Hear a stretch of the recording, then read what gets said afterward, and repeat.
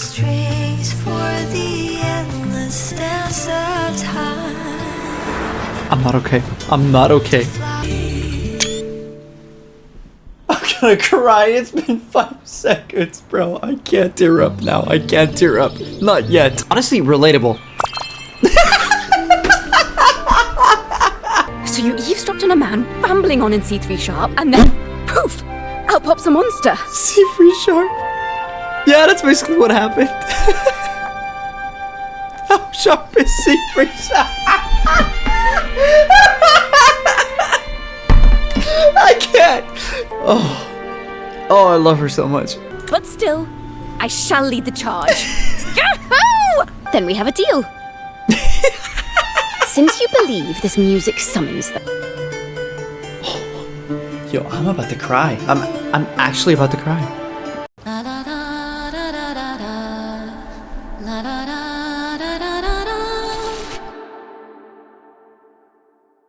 Hello everybody, Lesty here, and welcome back to another episode of Wuthering Waves. And any longtime viewers of the channel know what time it is. It is time for 2.3 for me to finally hang out with my waifu, Ciaccona.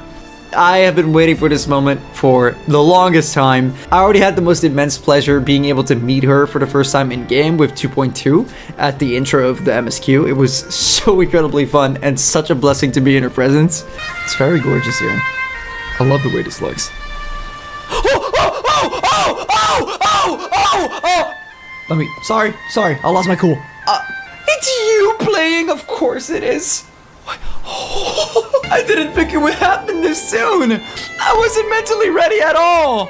But yeah, now we're at 2.3 and it's time, you guys. It's time to truly get to hang out with her and perhaps her only. I have no clue. I guess we're about to find out, but I can't wait to figure out more about who Ciaccona is. What does she like? What does she dislike? What is she afraid of? Like, there's so many questions that I need answers for desperately. So yeah, I have nothing else to say. I'm not gonna yap any longer. I need to just get straight into this, you guys. So without further ado, let's go meet up with Ciaccona. Alright, so it's gonna be a little bit different because this is not gonna be a companion quest. I need to go to events, and then I have to go to permanent events, and then here it is.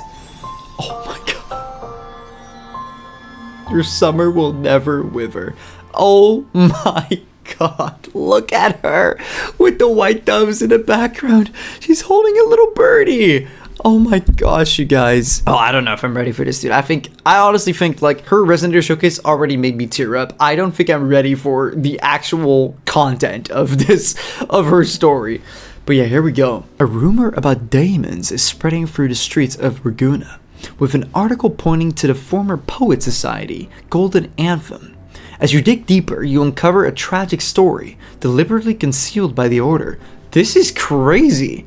Oh my god, what an introduction. I can't wait to find out more. Oh guys, I am so sorry, but look at her. Just look at her design. The vibrant fiery red hair, her red little eyebrows, and also the red little amulet and the red little choker, offset by the white and green. But the green leaves in her hair with the antlers. Oh my god, I can't. I just can't. I'm already envisioning her voice in my head. Like, is that crazy? Is that crazy to say? Here we go. All right, so permanent leisure event activity. So curious how this is gonna go. Head to Trattoria Margherita between 8 and 12. Okay, well, I'm pretty close. While heading to Trattoria Margherita, you encounter Carlotta. Oh, interesting. We'll invite you to join her for dinner. And during the meal, you overhear a rumor about Daemons. Okay, here we go. Is it between 8 and 12 yet? I think it actually might be, by pure coincidence. Let's see. Becky, don't let it burn. Becky. Alright, let's see. This might be a little bit too early. It's like 7 a.m. Okay, 6 a.m. 6 or 7. Okay. Alright, here we go. Let's make it 8 a.m. real quick. Alright, it's 8 a.m. Head to the dine. Here we go. Let's do this. The music is so nice, dude. I love it so much. I love Renacida, man. I love this place. Hocus Pocus playing the flute. Carlotta enjoying some tea. Like always. There she is. So nice to see you again. Rover. Aww. Fancy running into you here. She got up so quickly. Won't you dine with me? Ms. Margherita asked me to sample her newest pizza. But my goodness, these portions. Oh my god, I'll help you. Jeez. She can overdo it. She can overdo it, I want to say. Cristoforo? Did you hear what the Order's acolytes found while clearing the abandoned library? A manuscript of a poem with an accompanying music sheet. A poem with a music sheet. The public has already caught wind of its contents. Did you know it was signed as Golden Anthem? Golden Anthem? Once a reputable poet society in Ragusa, consisting of 3 members, Farol, Selena, and Rimbaud. They composed numerous anthems and poems glorifying the Sentinel and the Order, but were later accused of blasphemy by the Order and sent on the pilgrim sale. Oh my god, Farol, Selena, and Rimbaud. They vanished thereafter without a trace, and mentioning of their names is now forbidden in Ragusa. What? Well, there's definitely foul play at place here. There's some weird shit going on. This reeks of conspiracy. What the hell? Oh. They say it was their last work, written aboard the Pilgrim's Sail.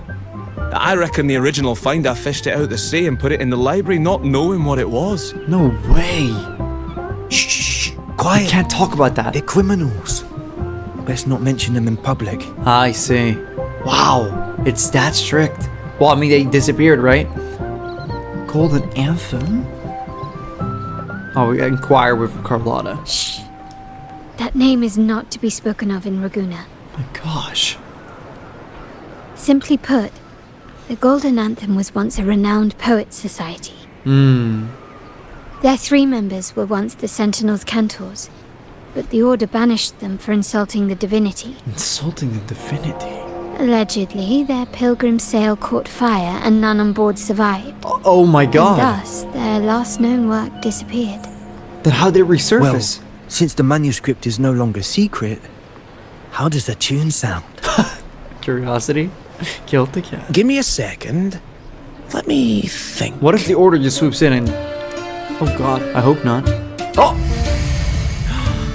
Hear that? It's exactly what they're playing now. Oh my god. Whoa! Carlotta! Oh my god, thank you, Carlotta. What, it turns the echoes crazy? That has to do with Cristoforo doing it. What just happened? Well, it would appear they were possessed by Daemons, just as this very article suggests. I wonder who was behind it. I say with sarcasm. It's you again. Friends, it's been too long. Friend or foe? I gather you were also listening in on that conversation about the Golden Anthem's last work? Well, we were. What did you mean by Daemons? Resentful of the Order's verdict, they committed to paper a curse upon Rinascita and Ragusa. Interesting. Those favored by the divinity were the most willing to raise the blade of rebellion, for they alone knew how to make divinity bleed and doctrines crumble. Though they died in exile to a great fire, their resentment festered in their music and poetry, transforming into horrors known as Daemons. So it's their fault? Like the fire that dragged them to hell, these Daemons will spread throughout the land and burn all of Ragusa. It sounds like something the Order made up to cover it up. This article was recently published in the Ragusa Literary Journal. Quite the perspective, wouldn't you say? Perspective. Vengeance born of resentment. Such dark and twisted characters are hard to resist. Perhaps someone unwittingly played that tune just now and opened the plushies to possession by the Daemons. Then again, it's all conjecture. Those in the Poet Society died years ago, and who's to say what really happened? Now, if those vengeful spirits really do exist, well, out of all the patrons here, they went straight for you, Rover. Curious and curiouser. Right. By the way, it just so happens that I made a copy of the Poet Society's last work. You just so happened. Here, take it. Consider it a little souvenir from your spirited encounter. Maybe it'll prove useful later. Maybe. Goodbye, friends. A change of venue is in order. I must finish my play. Of course she must. And off he goes. What do we make of this? Manuscripts excerpt. Swept away by the storm are the cicadas of Water Kingdom. Wheat straws lay adrift in the village's oaken wine mugs. Prolonged nights of summer. Lost souls wander between the streets and alleys. Withered leaves fall into autumn's abyssal tranquility. Rust of decay form on utensils of Holy Communion. Desolate winds of autumn. Acolytes measure the inclination of divinity with rotten scales. So it's saying that like stuff from the order is rotten, and maybe that's why they felt offended, and they must have felt offended by that. Frost-covered pupils of stained glass, the confessional fills with silent ash. Sleepless night of winter, a wandering bard holds a frozen lute, playing sounds that never reach. That sounds like Ciaccona. That's what she referred to herself as. For bodies to fuel the fire, the ensuing inferno shall forge Raguna's true gold. Like the fire that dragged them to hell, those Daemons will spread throughout the land and burn all of Raguna. Let the sail take us past the towers, past the surrounding walls, and past the sentinel sculptures as we descend silently into hell. Oh my gosh. Till the sun drowns into the brilliance of the sunset. Wow. Like the fire that dragged them to hell, these Daemons will spread throughout the land and burn all of Raguna. Is that really going to happen? Unverifiable, yes, but not entirely dismissible. That said, a peculiar entity did indeed manifest, and it attacked you. Yeah, that's like the lyric said. Let's start at the very beginning. I have a friend who's an expert in deciphering music. I believe you've met her before. Oh yes, I have. She who resembles Topaz should still be near Whisperwind Haven at this hour. Resembles Topaz. Oh my gosh. Whisperwind Haven. Oh, bro, I'm gonna die. The second I get there, I'm just gonna... Oh no. Follow Carlotta to look for Topaz. I know who it is. We don't need these code names. I know who it is. Come on now. Here we go. See you guys in a second when I get there. Alright. 40 meters. Follow Carlotta to look for Topaz. Should be right here. It's a beacon I gotta activate first. Hold on. Here we go.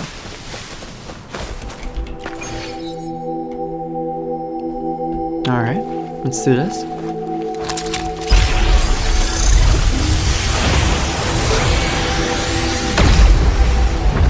Nice. I love the music here. Wow! I unlocked so much more. Jeez. Nice. Alright, let's keep going. Alright, we made it. Topaz. Oh, in Hellwell, poetry and music hold equal sway. Shh. Listen carefully. On the tapestry of times, strum my strings for the endless dance of time. I'm not okay. I'm not okay. Flies not to flee, but to journey towards the dreams. All the hopes will set us free from doubts and fears deep within. Let the sunrise gild our wings. Let the twilight soothe our Follow the song to find the her. sky were forever wild and free. I'm gonna cry. It's been 5 seconds, bro. I can't tear up now. I can't tear up. Not yet. Rover, Carlotta, it's been too long. It has been. Oh my god. Look at her. I'm not okay. Please don't judge me. You must adore that song. I remember hearing you sing it when I was little. That long ago already? Wow. You knew each other as children? I never knew that. You go way back. What the music in the background? When I was a child, whenever I passed by Ciaccona's house, I'd always hear music drifting from the courtyard. Lively, spirited, and so full of emotion. I can't, bro. I remember it well. Those 2 guards of yours were like giants from Septimont. Easily 200 pounds of pure muscle. Back then, Ciaccona's family conducted the Order's choir. Then why is Ciaccona a wandering bard? Ask her? How should I put it? Well, as they say, families are always rising and falling. Okay. Oh my god, she is so beautiful. But a song is a song, whether sung in a grand hall or beneath the open sky. As for family matters, let the past stay where it belongs. Oh, okay, fair enough. You don't need to bring it up. Anyway, the two of you came in such a hurry. I suppose you're not here to take in the music? She already has this figured out. Yeah. The Daemons. Sorry. Oh, so you eavesdropped on a man rambling on in C3 sharp, and then poof! Out pops a monster. C3 sharp? Yeah, that's basically what happened. How sharp is C3 sharp? I can't. You're missing the point. Oh my god. I can't. She is so adorable. Oh. Dude, anyone who's watching this for the first time is not gonna understand. They're gonna think I'm exaggerating or some stupid shit. You don't get it, okay? Please, allow me. Oh, I love her so much.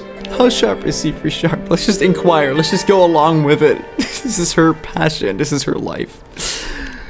Oh, this is so good. Let me see. It should sound something like this. Oh my god. How about that, sharp rover? Thank you. Thank you for clearing that up. This is so... I can't! I'm not gonna survive, bro! Oh no! Yup, and just as grating. How dare you? How dare you?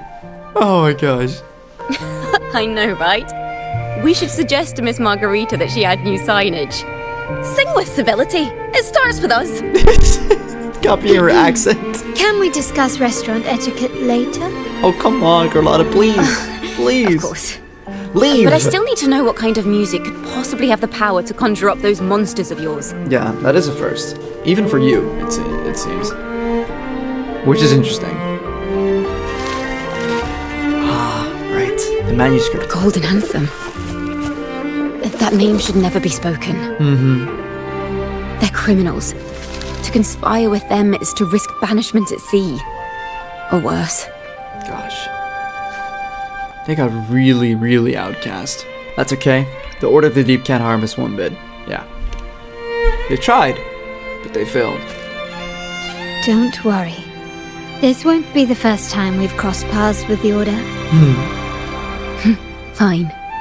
Aww.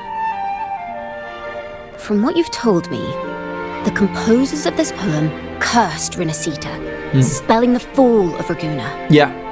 Through echoes. When the poem is played, Daemons. some type of horror appears. If I understand correctly, that's what attacked you and Carlotta. Look at her smile.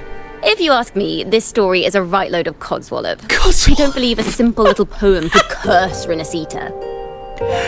But it can't summon echoes. Or, well, Daemons. Then you... We need to get to the heart of this poem and music mystery. Let me join you.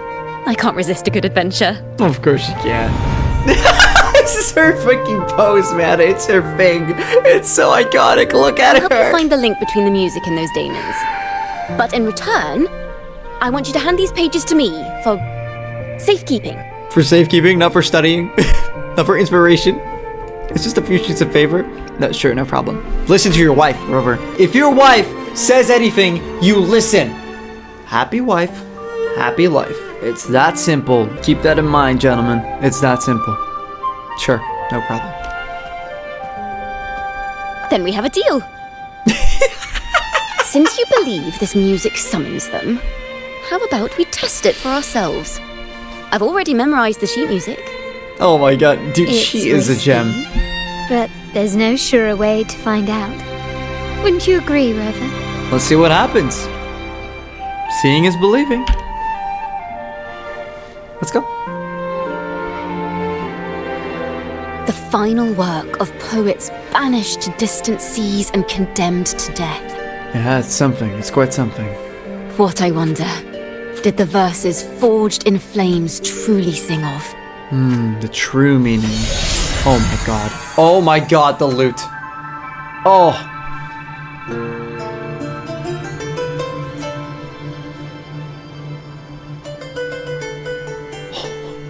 Yo, I'm about to cry. I'm actually about to cry.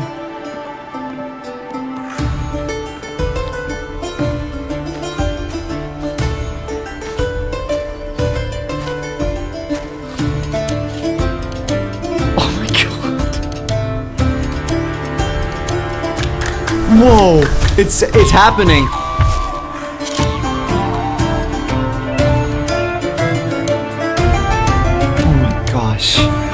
Well, I'm ready to fight. Oh my days, there's a whole heap of them. Do I get to play Ciaccona? I'm gonna snap. I'm gonna snap. Don't give me a trial resonator. Don't do it. I'm gonna snap. I'm gonna snap. I'm gonna snap. They are just like the ones that attacked us in the restaurant. I'm not okay! Oh my god, it's happening. It's happening. It's fucking happening. I can't. I'm sorry for cutting the dialogue off of Carlotta. I'm sorry, but I need to mentally prep, okay? You do not understand. You don't understand. You just don't. Here we go. I have no clue what her kid does or how to play her optimally. I have zero clue at all. So please forgive me if I make mistakes. Fuck you. You're getting that right back. Oh my god. Yes. What? She just uses the microphone. Dodge. Nice. Counter. Oh! There's like the little reflections of herself. I forgot what those do. I'm being hit from a distance. I gotta be careful. Wait, what is this? What? She's lowered. Wait, hold on. Swift and resolute. There we go. Switch. Okay, go back to Ciaccona. Oh, wrong thing.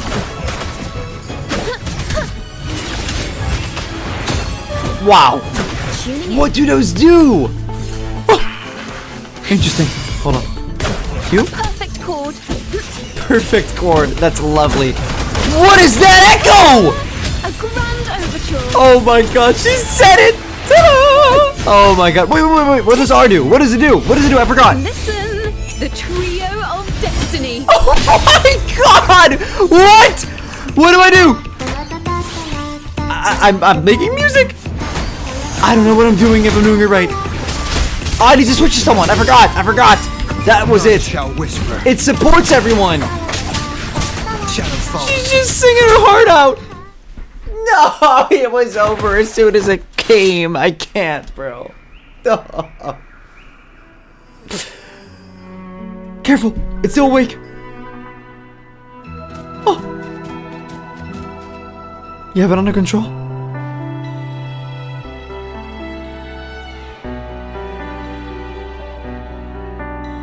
Oh my gosh, what are you doing, girl? Whoa.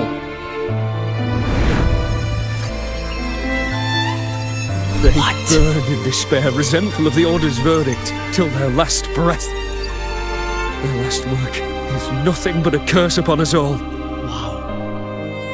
With our bodies to fuel the fire, the ensuing furnace shall forge Raguna's true gold. Is it saying Raguna will burn to the ground? I'm not sure. They wanted their resentment to echo through the streets. Just by reading this, I can almost see their terrifying faces in the fire. It's just pure fear-mongering. Isn't it? Voices. Yeah. They're people of Raguna, aren't they? I think I heard Mr. C3 Sharp in the mix. If the poet's resentful souls gave birth to Daemons, then shouldn't they sound like the poets themselves? Sure. Those voices were just people who read or heard their work. But not the voices of Perhaps the true the voices Daemons. themselves are what causes the Daemons to manifest. Because people speak of them that way. In the legends, Daemons are born of death and curses. Okay. But what we've seen isn't like that, no.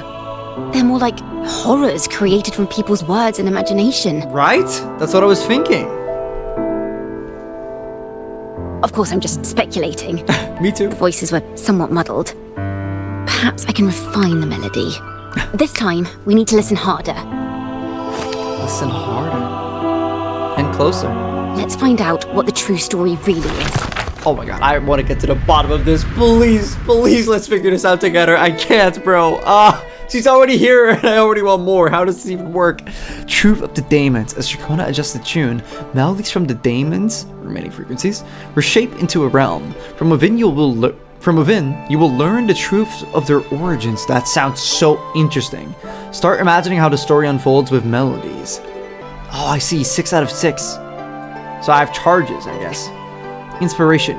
You can experience these stories from the past in segments and spend inspiration to piece together the puzzles. Inspiration regenerates over time. Okay. This is a realm created from melodies. Wow. Music can transcend space and time to bring memories and stories to life.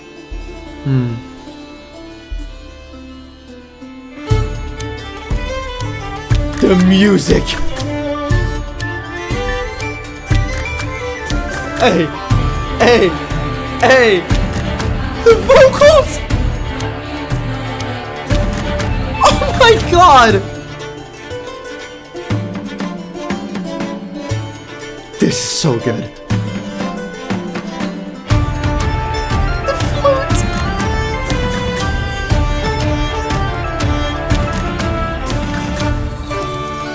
Oh my gosh, man. Okay, music can transcend space and time to bring memories and stories to life. I mean, yeah, have you guys heard about how people with dementia start remembering things from their life whenever you play music that they used to listen to when they were younger? That's incredible. The power of music is vast. That music sheet is no ordinary piece of music, is it? No. Normally, you can't perceive the frequencies in a melody. But that manuscript lets you see the world as I do. That part with the Daemons should be right here. They burned in despair, resentful of the Order's verdict, till it. their last breath. Their last work is nothing but a curse upon us all. It's the same as what we heard before. But now I see something. A balance scale with a crowd of people standing on one of the pans. Yeah. What are they weighing? Other people. The two sides of the scale represent differing perspectives. Once a work is made public, its meaning no longer belongs to its creator alone, but is shaped by the interpretations of its readers. Absolutely true. Absolutely true. Perhaps it was a simple poem at first, nothing more. But then that article claimed it was a curse upon Ragusa. Given that members of the Golden Anthem were banished on the Pilgrim's sail and died in a fire, the notion quickly took hold.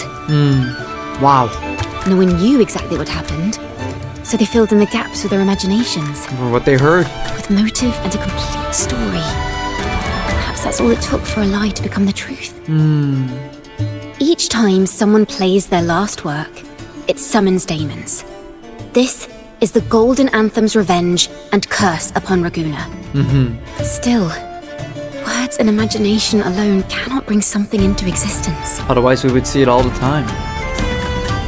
Unless there's a resonator involved. Yes. Someone must have used them to create the Daemons. Oh, wow.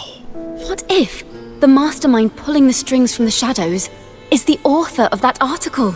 Wow. Daemons are bound to their creator, so it might not be a coincidence you felt them target you at the restaurant. There could be a connection between you and this mastermind.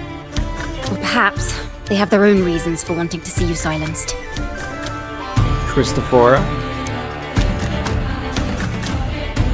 Who else? Who else is a resonator who could be involved in this? It makes so much sense. It's poetry, it's music, it's art. Cristoforo's name is all over it. Unless maybe Frolova being the conductress, but I feel like it holds less ground.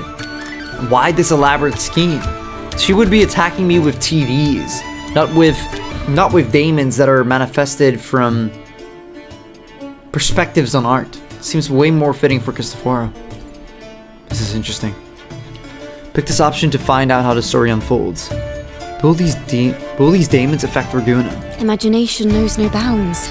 If left unchecked, such incidents will only increase. For resonators, dealing with them isn't much of a challenge. But for ordinary folk, it's enough to spark panic across the city.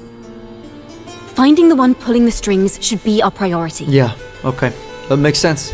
Imagination knows no bounds. Left unchecked, things could only get worse. End current story. So now we have the next one, I guess. The real ending still has some missing pieces. Let's try again. So we need to go to the second one here. Truth of the Daemons. Panic and Raguna. Imagination knows no bounds. Okay, so I guess we click here. Let's try again to see... Let's try again to find the story's real ending. Interesting, so we have to figure it out. What's this then? Or is there a gift? Oh! Thank you. Okay, let's replay then. Resume from choices or replay entire story? Resume from choices, I think. Consume inspiration to unlock more endings to the story.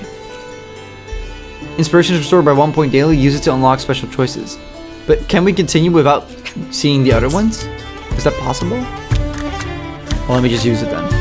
How do we catch this mastermind? Yeah, we have to figure it out. If the Daemons are born from the public's imagination, then things will shift once we catch whoever is responsible for starting this in the first place. This mastermind has gone to great lengths to twist the facts, stirring fear and turning it into resentment. Maybe an attempt to cover up certain stories about the Poet Society. But why? It must be tied to them somehow. If we can learn more about the Golden Anthem, we might be one step closer to catching him. Okay, let's end that. Oh no! Okay, well, I mean, I guess it's canon. Music and poetry are born from kindness and hope. Yet now they've been twisted to create these monstrosities. You're right. Whoever is behind this won't just sit back and watch. No. The thought of confronting them is already inspiring me to write a ballad. What should I call it? What instruments would fit? Oh, yes, Our enemy hides in the dark, while we remain in the light. If that's the case. How cute is she, guys? Ciaccona is adorable. I can't. Oh my god, she's my favorite. She's my favorite. We need to split up. With your tenacity and Ciaccona's expertise, we will uncover the truth. And Opal, what will you do? Someone has pointed a gun at Cat's Eye. Someone ought to pull back the curtain and expose them. You're right. The family has its ways. Tracing the article's source and finding this mastermind won't be a problem. I'll leave it to you then.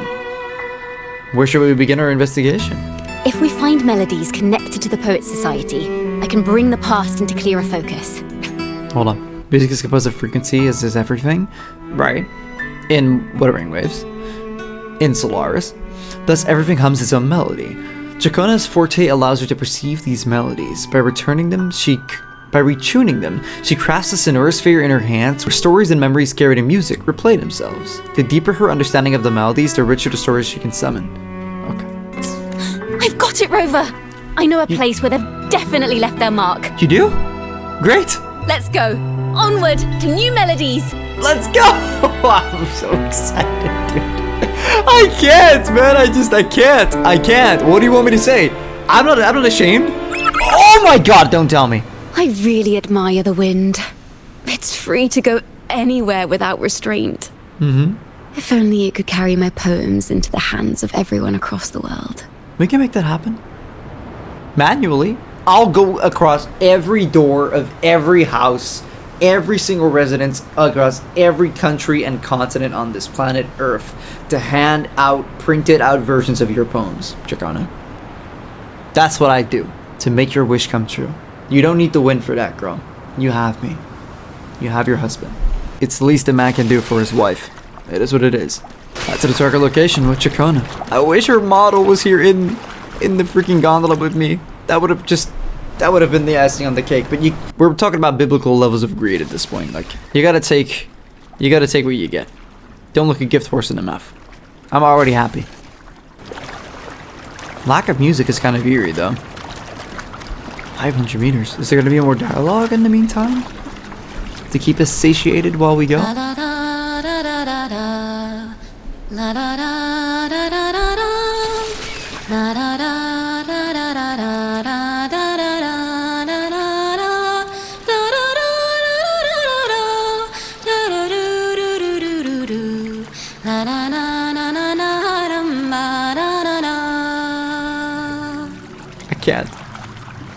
I can't. I simply can't. Dude, I don't want to miss anything. I'm just gonna go as slow as I possibly can. Like, I'm gonna stop just to make sure, and then keep going in case it triggers more dialogue. I don't want to trigger a cutscene that interrupts it. Anything else? Okay. It's like right as I said it as well. It's like she heard me. Lack of music is kind of eerie though.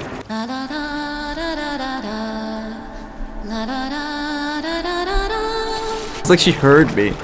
Oh my god, here we go. Let's investigate it. Here we go. What is this place? Where are you taking us, Ciaccona? You knew that would leave a mark here? Oh, she's just running off! Welcome to Requiem Paradise. She's just skipping about. I can't, bro. I can't. I can't anymore. I'm so sorry if this is difficult to watch. I'm so sorry, but it's I can't help myself, man. I just cannot. Forgive me. I'll try to simmer down. I'll really try. I'm trying, but it's like seeing her energy and the way that she carries herself, it brings out the energy within me too, you know? It's like, I don't know. Like I've said this before, right? I don't want to attach labels to her or to anyone for that matter, but as a person with diagnosed ADHD, I just get such an ADHD kind of vibe from Ciaccona, and it makes me feel so represented and comfortable, if that makes sense. And I know that I could be manufacturing that out of completely nothing, but what is a story for if not to be interpreted by the consumer, okay? And this is, everyone looks at fiction with their own frame of reference and their own perspectives based on their own experiences and aspects of their own life, and this is just the way that it gets reflected for me, okay? Like she has so much energy, and I absolutely do as well. I mean, clearly if you're a long-time watcher of the channel, you know this about me, and she just brings everything out of me, man. She just does. And I'm just happy to see her on the screen. So what can I do? What can I do, man? I'm trying my best, okay? Trust me, to stay calm. I'm trying. And I'm failing. And I'm failing terribly hard. Welcome to Requiem Paradise, a shore where Renaissance poets and musicians bury their retired instruments? No way! That's such a lovely concept. Dude, like when you see her just hopping and skipping about like that, oh man, let's continue. This is where Raguna's musicians lay their old instruments to rest. Wow. I love that. I love that as a concept. For the people of Raguna, the sea is everything. Of course. We live and sleep by the sea. And our souls drift out to sea when we pass. Wow. Why not your instruments too then? I see. Since an instrument is an extension of the musician, it's only fitting that it's buried by the sea. May its dreams be long and sweet before returning to the waves. I'm certain this is where the poets of the Golden Anthem laid their instruments to rest before their banishment. You might be able to find them then. What's wrong? You seem troubled. Thank you for asking. Have you found any leads? Rover's very focused, stoic, eyes on the prize, focused on the mission. I have my eyes on my own prize. I'm so sorry. Oh my god, just look at her, bro, with the moonlight. I can't. Let me just shut up. Let me shut up and keep playing, I swear. I can't. Have you found any leads? Is that what's been on your mind this whole time? That's what I said. I say, if the answers aren't coming, let it all go and clear your mind. Mindfulness. To be honest, I haven't found any leads either. But we will. But worry not. This is what we bards call a bottleneck. Really? Can you elaborate? Once, I spent 3 days just trying to find the right words to describe a tree. Couldn't do it. Not one word. Honestly, relatable. So, I stood under that tree and prayed for an apple to fall on my head. Okay, who are you, Newton? Isaac Newton in the flesh? You know, just like in those stories where inspiration strikes after an apple hits you. And, well, at least you get a snack out of it.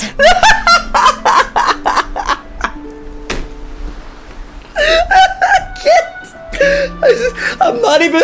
This is not even the kind of thing where you're laughing at something that isn't funny because you like a person.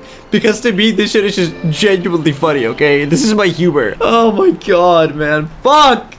I'm so in love with her, I just can't, man. I can't. So did an apple hit you? So did inspiration find you? That's the more serious answer. Oh god. So did an apple hit you? I'm gonna be goofy, man. Look at her. Look at her. Look at her little goofy silliness, dude. Her gosh. I can't anymore. I can't. I am going to die playing this game. It doesn't matter if it's from this, from the other MSQ things that are coming. I'm not surviving. So, did an apple hit you? Sadly, the apples weren't ripe and none fell. Oh. No free nibbles for me, unfortunately. No free nibbles, she says, with disappointment. Oh, are you okay? I'm sorry.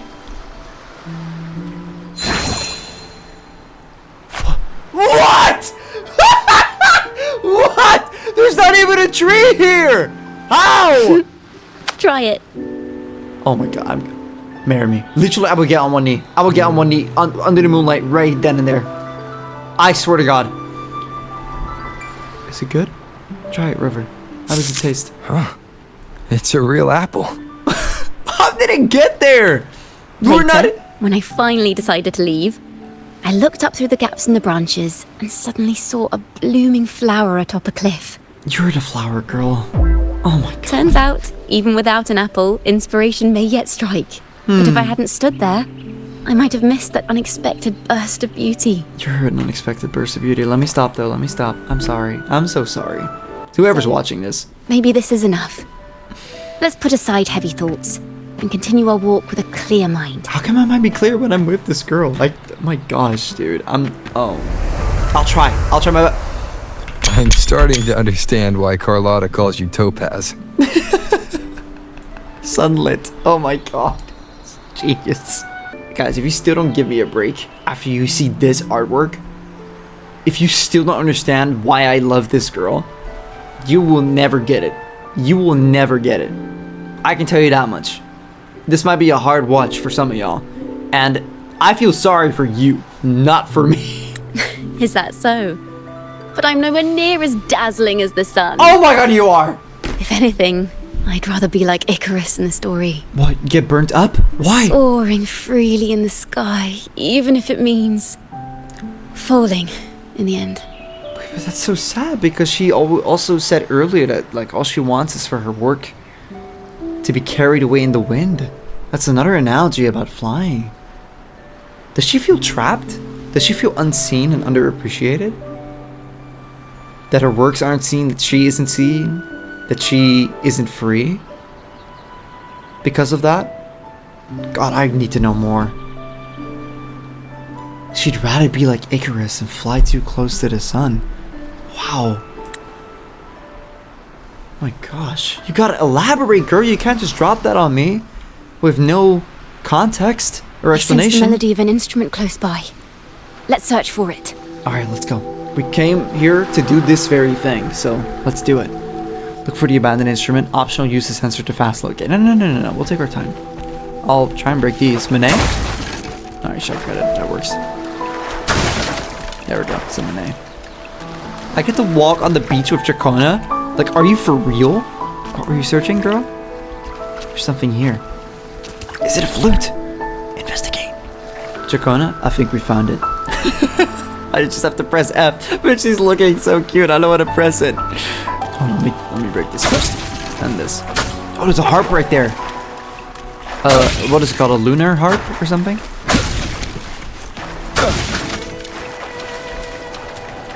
There's even more stuff here. There's so much. I mean, that's a mimic chest. I'm not stupid. Investigate. Here we go. A flute. But it sounds sharp and harsh. If this were a performance, I'd say it's trying to finish as quickly as possible, barely giving the notes a chance to breathe. I get it. Wow. What about this one? A harp. It's in excellent condition, but its tone is flat and dull. Let's keep it for now and see if there are any other instruments nearby. Sure. Let's keep looking. I love just walking around the beach with her. This is literally all I could have ever asked for. Like, I'm not even joking. This is the best thing that's happened in Wuthering Waves for me. What about here? Whoa, what is that? Another? No, it's a guitar, I think. I'm not sure.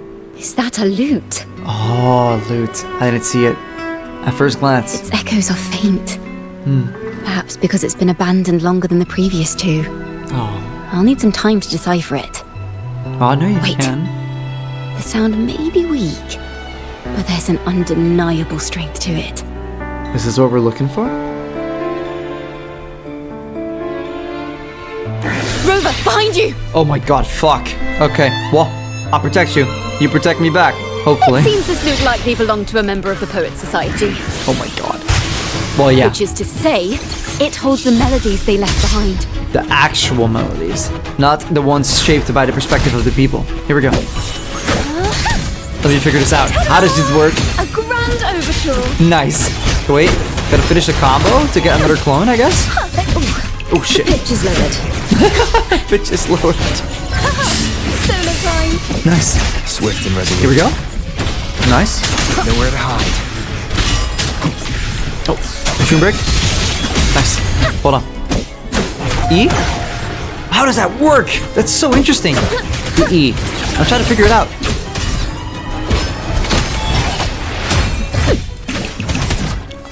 She's just playing the tambourine. Oh my god. Oh, there's more of him. Swift and resolute. Here we go. Thanks for watching. Ta-da! A grand overture. Nice. Polyphony. Oh my god, that was sick. Wow. Wait, I have the gun, don't I? I should try it. Some tragedies go together. Here we go. Oh my god, the gun! I don't know if I should or shouldn't use it, but that's awesome. Smack him down. Oh, no, it's already over. I The timbre can't. also matches. I believe this lute is exactly what we've been looking for. Perfect. Then let's Sometimes, analyze it. even when the instruments are the same, the performer's mood can change the entire sound. For example, this lute doesn't seek to boast. It speaks softly, like a traveller sharing a story over tea in the warmth of an afternoon. I love that analogy. The true purpose of music is to express what words cannot. Exactly. It certainly has the style of a poet. Rover, if there's something you want to say but can't put into words, if you sing it, maybe I'll understand. I see. But I haven't even heard you sing yet. Me? Perhaps another time. Once all this is settled, I'll perform for you. Be sure to listen closely then. Oh my god. I will. Oh, dude, just look at her. I can't. It's in the lute sounds. I hope this melody holds a tale worth telling. Me too. Oh, I can't, guys. I can't. I can't anymore. I'm going to die, bro. It's so over. I'm so cooked. Oh, God. It's over. Listen. Whoa! I hear something up ahead. Where did we end up? It seems like an interrogation room. Whoa. This melody carries the weight of the Poets Society interrogation. Jeez. Let's keep moving. Like when the order Take was care on top of each him? step. The melodies left by these instruments are extremely fragile. The realm we're about to enter will appear fragmented. Okay. I'll keep We my may eyes find peeled. ourselves straddling vast rifts in time and space.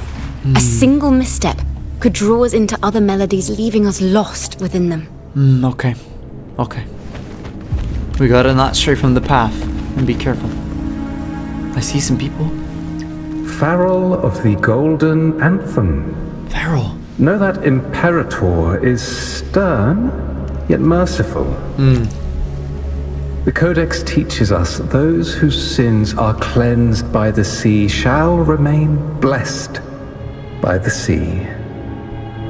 Okay. It is a grave offense to slander the Sentinel.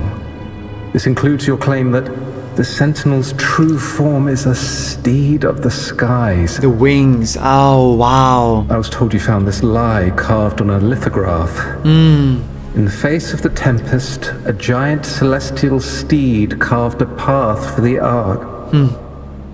How absurd. Because they believed in the merged one. If you admit you were mistaken at tomorrow's trial and reveal where you have hidden the evidence, I will move mountains to protect you and your companions. Yeah, I'm sure you would. Remember, Imperator only responds to repentance, not silence. I'm sorry, Sir Acolyte. I'm doing my best to cooperate. Please don't mistake my silence for defiance. It's just, this room is freezing, and I've caught a chill. Makes it hard to talk. I'm afraid that by the time I see the Sentinel, I will have lost my voice entirely. Perhaps then, they will judge you for silencing a poor transgressor's confession. Wow.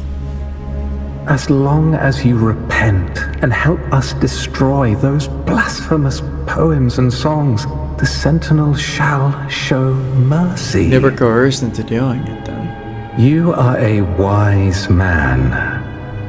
I trust you will make the right choice. Or at least they try to. I look forward to seeing you tomorrow. Good night, Mr. Farrell. Wow.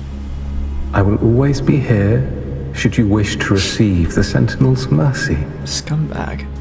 No need to worry, Sir Acolyte. In fact, I'm beginning to enjoy the cold. Steadfast, headstrong. In the face of... Neither official nor private records show them as having ever repented in the Cathedral of Mercury. Wow. This melody is fading fast. Let's check if there's anything nearby to amplify it. Okay. Let's talk to Selena. Wow, she's here. I understand what Farrell was trying to do.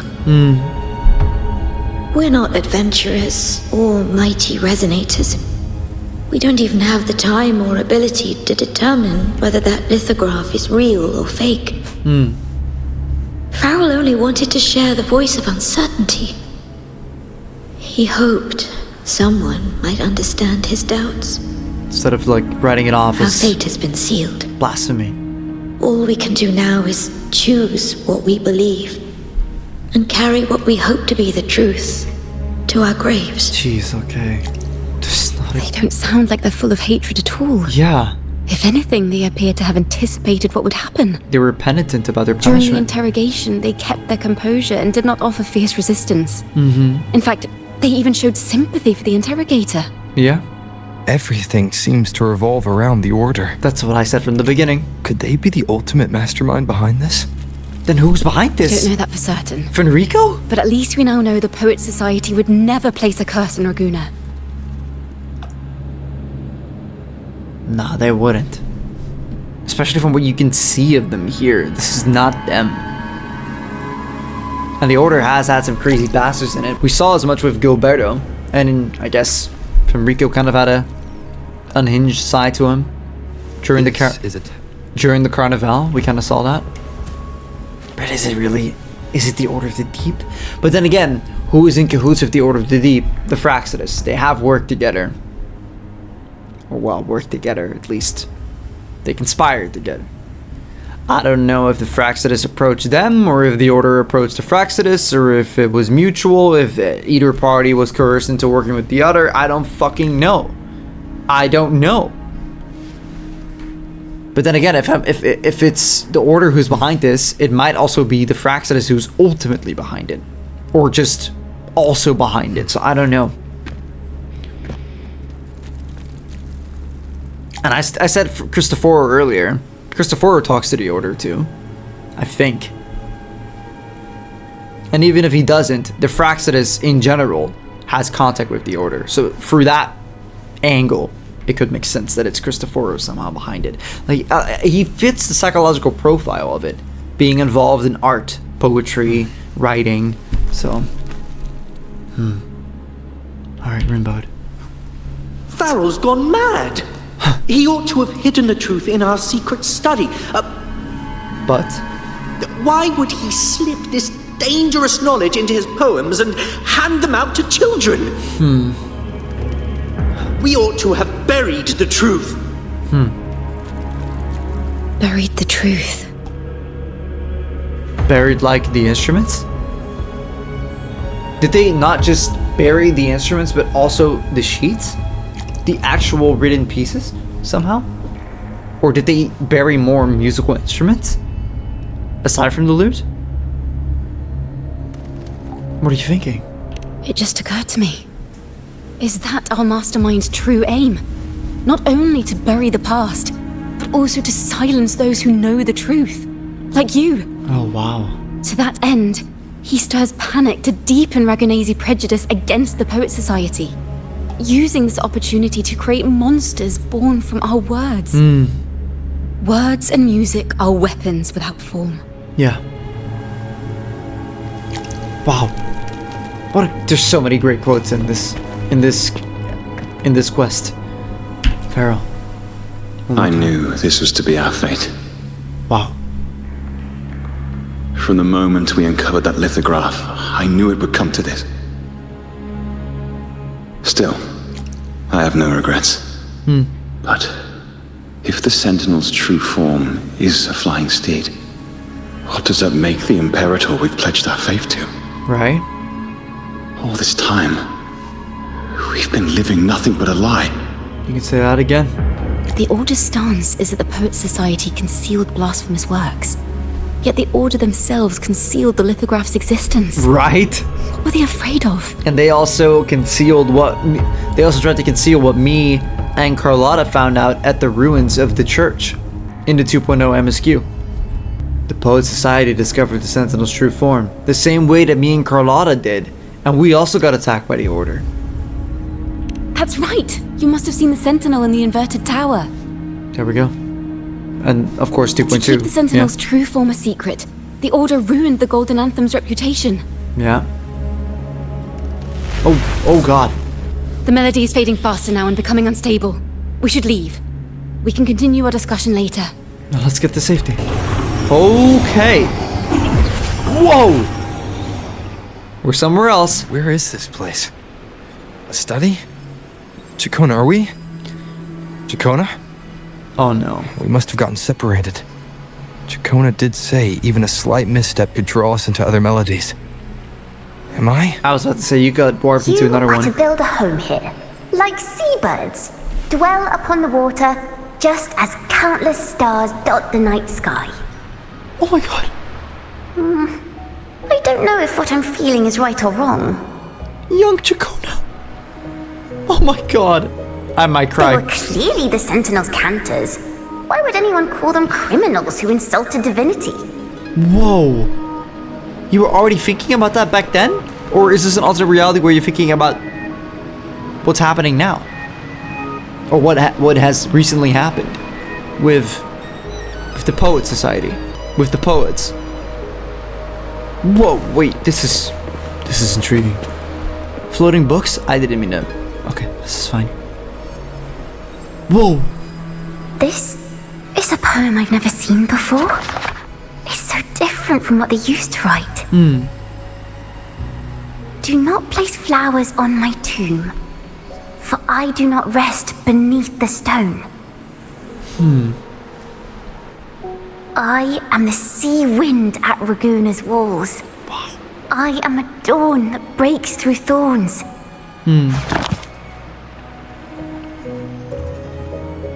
Oh.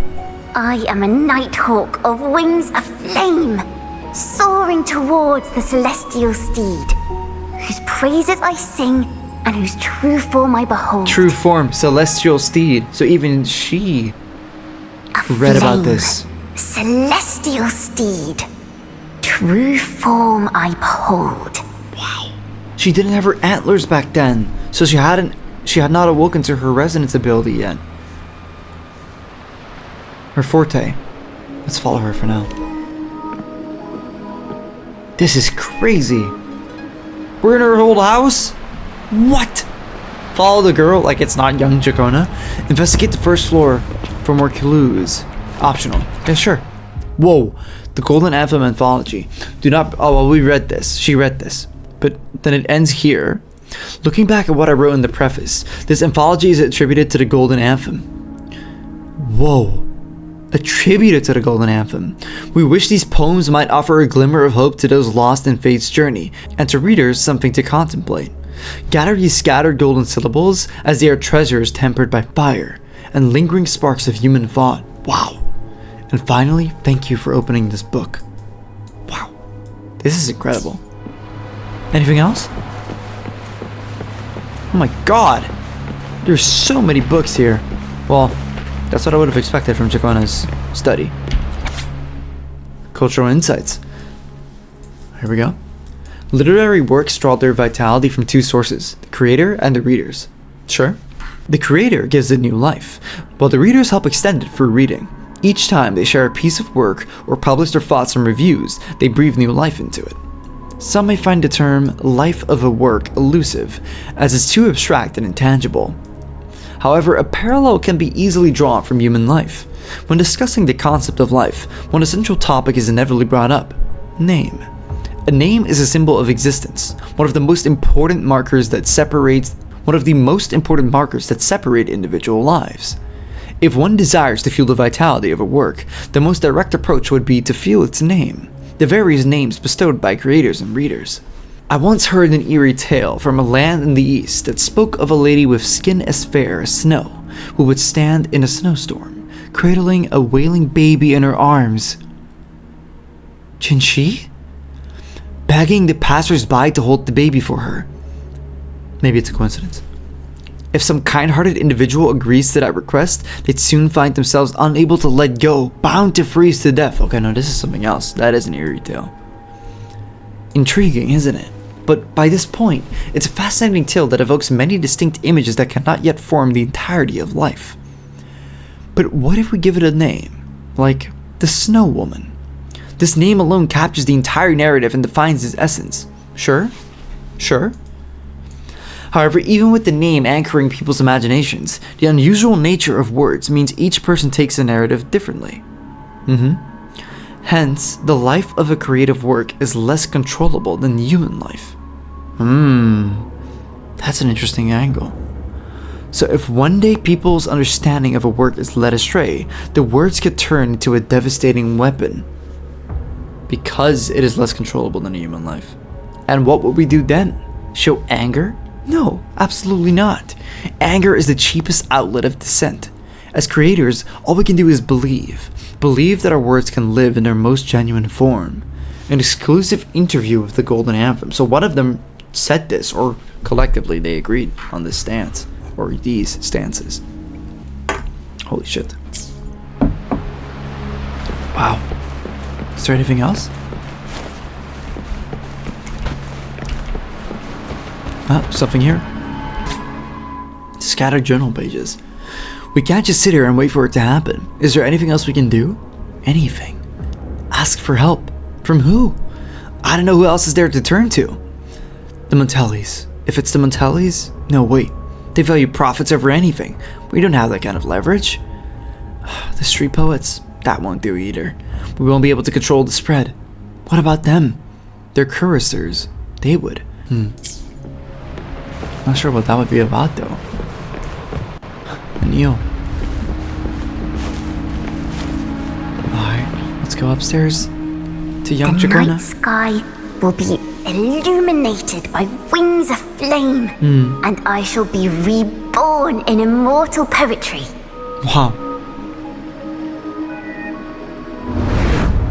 Because they cannot banish the truth, the Order of the Deep instead banished us to the sea. She saw it. Our thirst for truth is why we were cast out. No matter what, remember this. The truth will always exist. And the truth is gold that is unafraid of the fiercest of flames.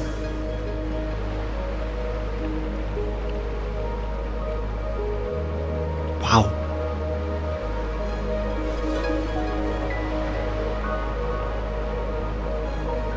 Rover. Can't get through, but the sounds are coming from over there. I guess we can only observe. What is this place? Who are you? Did she hear you? She's always been distant and aloof. But her true melody is both heavy and fragile. True melody. Heavy and fragile. Ciaccona Toccata. You were describing yourself? Distant and aloof? As long as you still draw breath, lift your eyes and look. With this poem, your life is eternal. Your life is eternal? What? That has to be a metaphor, right? There's no way. She has eternal living the same way that Rover does? Nah, I don't believe it. I need more explanation. Rover? Hey. Rover. Oh, Are you alright? You're a sight for sore eyes. Waking up to this view is like you've won life. There is nothing after this. Okay? You've made it. And there's nothing else you need. Nothing. Not a singular other thing. This is all that you need. This is all you could practically ask for or need. Ugh. My head hurts. Finally, I got you out of there. You must have been drawn into a different melody on our way out. That is what happened. Don't tell Ciaccona what you saw! Are you nuts? I'm gonna be transparent with her. Why? Recount what you saw in the study. I hope it doesn't freak her out, but I mean, I have to tell her. What are you crazy? I just walked into his study and ran into a strange little girl. She seemed quite taken with the Poet Society's work. She mentioned a name. Ciaccona Toccata. Your name. I see. I don't know who you met, but Toccata is my family name. I assumed so. As I said before, for family matters, let the past stay where it belongs. Just call me Ciaccona. We don't need to overcomplicate things. Okay. I understand. Well, we have made some progress. The melody we were in gave me a hint on what to do next. I do wonder why she has kind of renounced her family and family name in such a vast and serious way. What the hell did they do? What happened?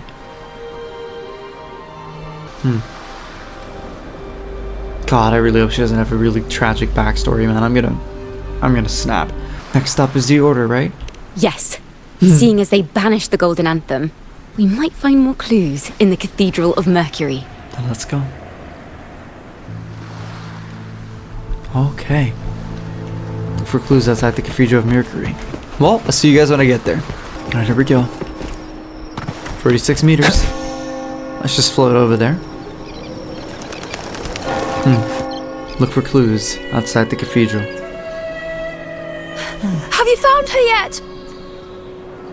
From the choir? No. Oh. Who are you looking for? She's not here either. Oh, greetings, brother and sister. Greetings. Ciaccona might know these. Might I ask, have you seen someone dressed like us who likes to walk with her head down? No. No. Raisa doesn't like walking with her head down. Raisa? She must have gotten into some trouble. Those are some very fine robes. Thank you for the compliment, sir. These are our ceremonial robes. We're rehearsing hymns to sing at the ceremony. Raisa is our lead chorister. We took a break from rehearsing to play hide and seek. But when the time ran out, we couldn't find her. Damn. Maybe she got mad at us because we sang badly. No. She hasn't smiled at us much since rehearsal started. That's not it. Can you tell your big sister here what hymn you're rehearsing? The teacher says it's a hymn to honor the brave knights and the sentinel's guidance. But Raisa says the hymn was written by a bunch of criminals. Oh. You and Ciaccona realize that these criminals are in fact members of the Golden Anthem. Exactly. Well, which way did Raisa go? We can help you look for her. Really? She went that way. Oh. Well, let's go after her. Let's see if we can find her. Dude, Ciaccona is good with children. on top of everything else.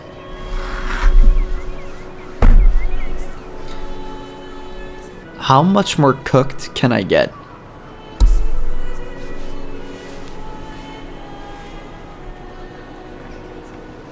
Oh my god. Also, I wonder if she literally meant big sister as in genuine sibling, but I think she just meant sister as in brotherhood, sisterhood of the church, right? Big sister in that sense.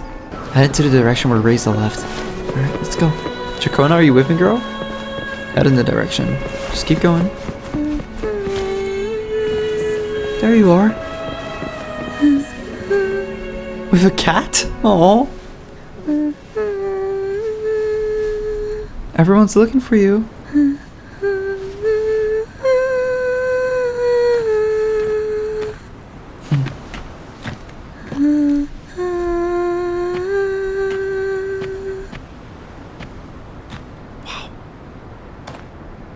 Such a beautiful voice, isn't it?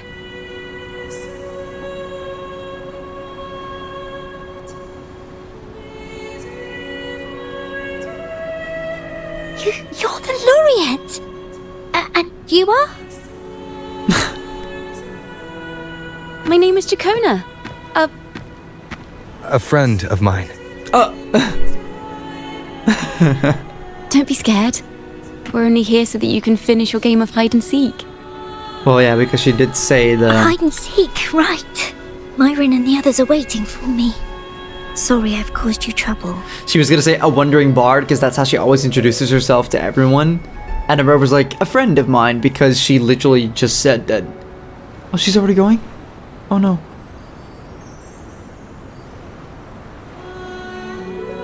Well, we did what we came to do. We're supposed to get her back. And the girl just said that... And the girl literally just called them criminals, right? So it's like... Ciaccona, as far as we know, is not necessarily like... Ciaccona's like not necessarily part of them, but I feel like the girl might see how she might potentially be cut from the same cloth and then like dismiss her. So I feel like that's why Rover stepped in for a second and said, oh, a friend of mine. I think that's how I'm interpreting it anyway. Maybe I'm misunderstanding, but I think that's why he did that. How about a little chat first? Something's troubling you. I can tell. Oh. What? Of course not. The ceremony is coming up, and the choir still has so much to rehearse.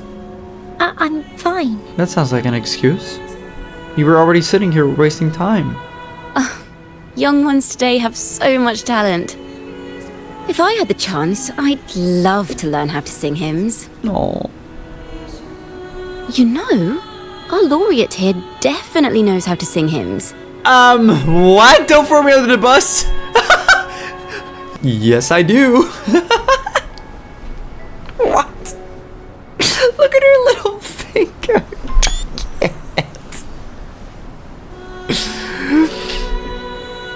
Oh, I can't. Yeah, I totally do. Just tell me what's troubling you. Oh. It's just... Before the performance, the choir has to listen to the same music, recite the same lyrics, and do the same rehearsals every day. It's getting tiring. What's more, the hymn we're practicing, it was composed by bad people. Teacher calls them heretic poets. That's what they're telling you, huh? Myron and the others never complain. They're always eager to sing praises to the Sentinel on stage. But now their dreams are all dashed because of me. Myron, Patero, and Shear's voices are in perfect harmony, but I can never keep up. And I don't like this hymn. Myron and the others are too young to realize that heresy is a grave offense, but I know. She's just trying to do what she thinks is right. I just don't understand why the Order wants us to sing songs written by criminals. The more I thought about it, the more out of rhythm I became. It's confusing. In the end, I could barely sing at all. I understand that. But your singing just now was beautiful. Oh. That song just now. I've already forgotten how it's supposed to sound. Look at that shot of Rover.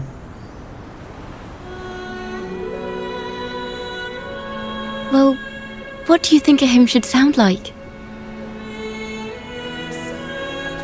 A hymn, as the books state, is a song of praise for the sentinel who leads the lost to the abundant lands. No, not that. I mean, how does it make you feel? Yeah, but it makes sense that she Try to thinks remember that. what you were feeling when you were singing alone in the corner just now. She's never looked at it from that perspective yet. It's so ingrained into her that it's such a like formulatic way. She does it almost like based on a she only does it based on a formula, because that's how she's been taught. I don't think she's ever approached singing from this perspective yet. Well, I didn't want to hold everyone back, and I really wanted to help everyone have a great performance at the ceremony. Then hold on to that feeling. Let's rehearse again. You don't have anyone sitting in on your rehearsals, do you? No. Well then, the laureate and I will be the first to hear you perform. Bro, I'm gonna cry. This is the most precious thing I've done in this game. I can't. Oh, I can't. Oh no. Oh no. I don't know if I'm gonna survive this one.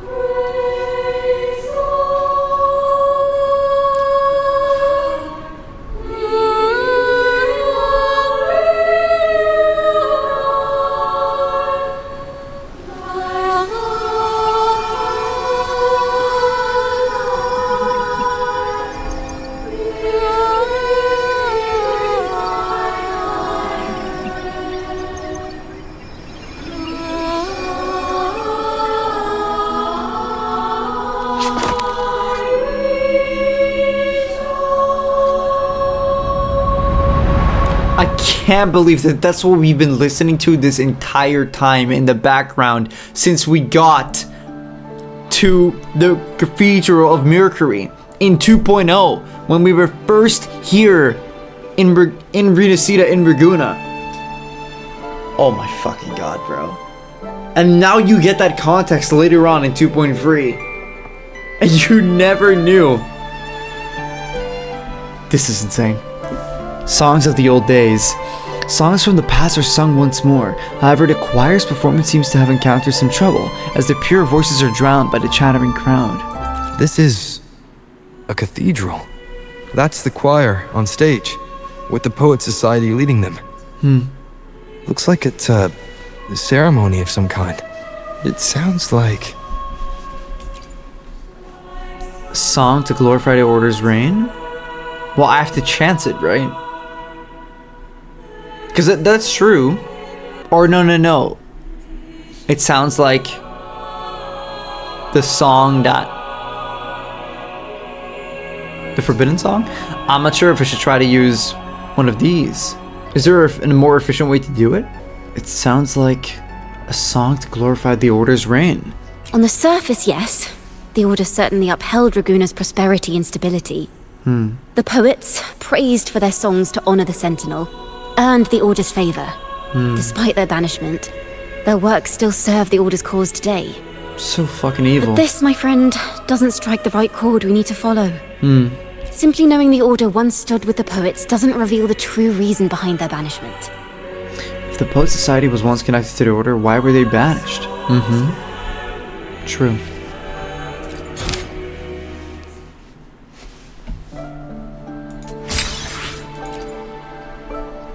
So then I have to use my inspirations to get the other endings that are more satisfying or that make more sense. But the thing is, there's a timer, and I'm trying to get these videos out for you guys as soon as possible, so I don't know if I want to delay the recording by that many days to truly get all 3 options for every single thing that we might get. It's gonna take so long to progress through that, and I am interested in doing it, but since it's a permanent event, I can always look at the other options later, but I think I just want to do the main ones that are already set out, even if it's less satisfying. Just so, for the sake of getting this video out, so then we can move on to 2.4. Because I can notice that even though you might not get the most satisfying endings here, it is moving the plot forward outside of this event UI. We're still solving the mystery throughout the in-game scripted events. And ultimately, that's what we're here to do. We're trying to find out the answers to the mystery. So I'm more so focused on that than trying to unlock every single dialogue option here. Which, of course, because it's Ciaccona and it's a permanent event, I will want to keep doing. Unless me finishing all the main story stuff makes me not have access to this anymore. Well, then that's a shame. But I'm on a tight schedule here in real life and even with just getting back on track with the MSQs. So I can't possibly try to max all of them out. And what about this one? A triumphant victory song for the knights? It sounds like a song celebrating the knights who defeated the Tacit Discords at Whisperwind Haven. Wait. Someone's approaching the stage. Really? Degenerates! Arrogant hypocrites, every last one of you! You have no idea what happened! Not at all! Whoa. Has the Order reduced our sacrifices to mere tales to be told over tea? The Sentinel's blessing! Where were you when we fought the Tacit Discords at Whisperwind Haven? Where were any of you? Where was the Sentinel?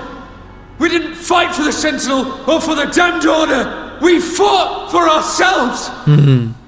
You're nothing but hypocrites. Wow. Great voice acting. This is madness! Who is this madman? Someone remove him from here immediately. Do not be deceived. All knights who rode into that battle wielded swords sanctified by the Order. They fought in the name of divinity. Clashing perspectives. What he said about the common folk, is it true? Tell me, were they also sanctified at Whisperwind Haven? I must see it for myself. Wow. What a mess. I suppose this incident is what changed the Poet Society. Yeah. Cathedral gates open. We should leave now. Strange. Why is this passageway so long? This is the same study I stumbled into in the Realm of Melodies. Yeah, it is. Wow. Look at that. Afternoon tea! Yes, please. The odd tea and biscuits, miss. I'll reapply the medicine once you finish. Medicine? Next time, no more climbing walls. Understood? It wasn't just for fun. I was trying to... There, I understand. You've always been a curious child. You saw something terribly interesting and snuck out to take a closer look. Wait. Is it raspberry? My favourite. Huh? Ow! What did you do? Look at this. This book says the flower doesn't live long. But that's silly. I know it can survive the coldest of winters. Maybe one day I'll become a great bard. A proper one. Who never makes mistakes like this. Oh my gosh. You did, girl. You did. Miss, this study is a secret. You must never tell a soul. I understand. But I've always wondered, why do people say they're guilty? There are so many interesting poems and songs here. Why won't Father let me see them? Oh, You'll wow. understand when you're older, miss. Oh my god. Her father is a member of the Order. And that's why she says family's complicated. And she walked away. Oh my god. And that's why she's not allowed to look at those poems. Wow. It all makes sense now. Oh, what splendid singing! Even the laureate was enraptured. Raisa did wonderfully. Enraptured. Thanks to you, I figured it out. You have? Sincerity is what truly matters when we pray and sing praises to the Sentinel. Yes, a hymn isn't just a few lines of history.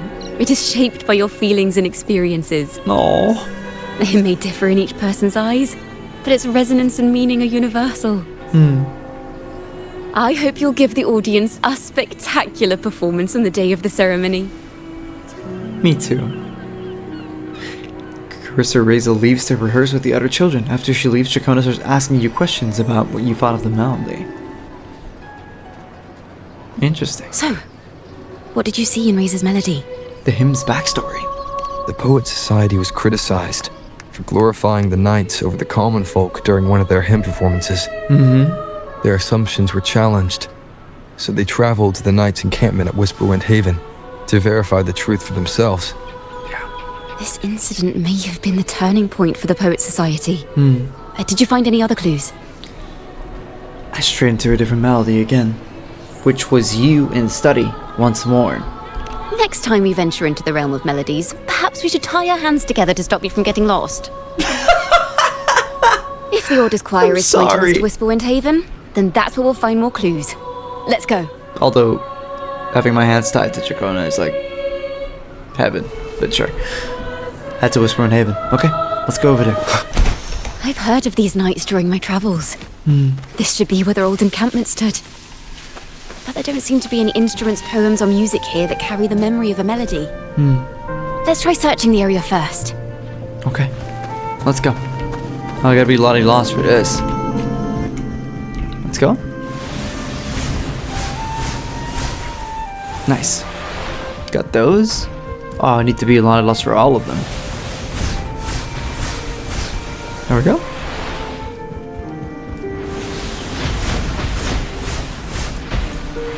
Nice. There's echoes fighting over there. Not my business. Pretend like it's not happening. There we go. Whoa, word notes. Ha ha ha, bravo! Let us sing another to this occasion. With Raguna's city behind us, at long last we've arrived where the knights once set camp. Oh, those marvelous knights living in the way of Crolaci. We build bonfires at night and admire the windmills during the day. We play music and sing together under their turning sails. The townsfolk call us bonfire bards. When the windmills come to rest, we go chasing along the rivers and lakes. But above all these, there's nothing like flying across the field on a clear day. From the air, I glance down at this land wrinkled by time. Sunlight blankets over the pillars of the night's collapsed ruins, where a 1,000-year-old tree stands in its silent vigil, with its roots sprawling across the stone crevices. As the wind carries me across the lake's surface, the reflections of the red roof tiles of the Egla town gleam, and dance like pomegranate seeds scattered on top of a sheet of blue silk. Wow, what a description! The red-topped windmill overlooks the town, slowly turning and beckoning homebound travelers. Wow. I like that. These bonfire poets were no doubt members of the Poet Society. The note says they had wandered the area looking for inspiration. To find the melody, we should try to follow the route they once took. Okay, let's retrace their steps. Perhaps inspiration will strike us along the way. Alright, let's try. Ooh, let's go. Here we go. Head to the last spot depicted in the record. Here we go. It's right over there. And I couldn't even let go yet. We made it. Wow. This was the last stop on their route. Oh, the view just now as we soared in the sky was just breathtaking. I know what you mean. What is it? Has anything come to mind? It's the wind. Interesting. Oh, yes. How did I miss that? The wind is the finest recorder of melodies. I'm sorry, but... Okay, the wind is the finest recorder of melodies. Elaborate. It rises from the primal, churning endlessly, echoing in our ears without end. I believe the melodies left by the Poet Society were witnessed by the wind, and it will carry them to us. That's so interesting, because she was talking about the wind earlier in the quest, how she hopes that her poems can be carried by the wind too. The wind is the finest recorder of melodies. Wow. What are you doing? Playing a tune, of course. I want to capture the mood they must have felt when they were here. I'm curious as to what they left behind. Ciaccona plays her instrument. The wind stirs, and the melody of the Poet Society fills the air. Rimbo and Selena must have returned to Raguna by now. That lithograph of the Sentinel's true form. It has to be here somewhere. Did that gentleman guide us intentionally? Who exactly was he? Wow. Backpack stuffed with papers claiming to be a common artist traveling in search of inspiration. Cristoforo. Yet he spoke like a nobleman. But I can't afford to think about that now. It has to be. If not for his help, we'd still be singing praises to a false sentinel. Whoa. That's interesting. He's right. We cannot continue to sing for the Order anymore. That's what he told you? We must enlighten the people of Ragusa. They deserve to know the truth. Is it Cristoforo? The Knights of the Order defend only the Order's interests, and so the time has come for us to become knights for the people of Ragusa. Become it seems knights? Someone told the poets the truth about the Sentinel. And even suggested they stop singing solely for divinity and begin singing for the common folk as well. And that's how it all happened. On the surface, what our mystery man said makes perfect sense. He even has knowledge of Imperator's true form. And this hidden lithograph is evidence the poets were telling the truth. Wow. Use the sensor to locate the melody and the lithograph. Let's get the area. So over here, that's where he was kind of heading towards in the cutscene too.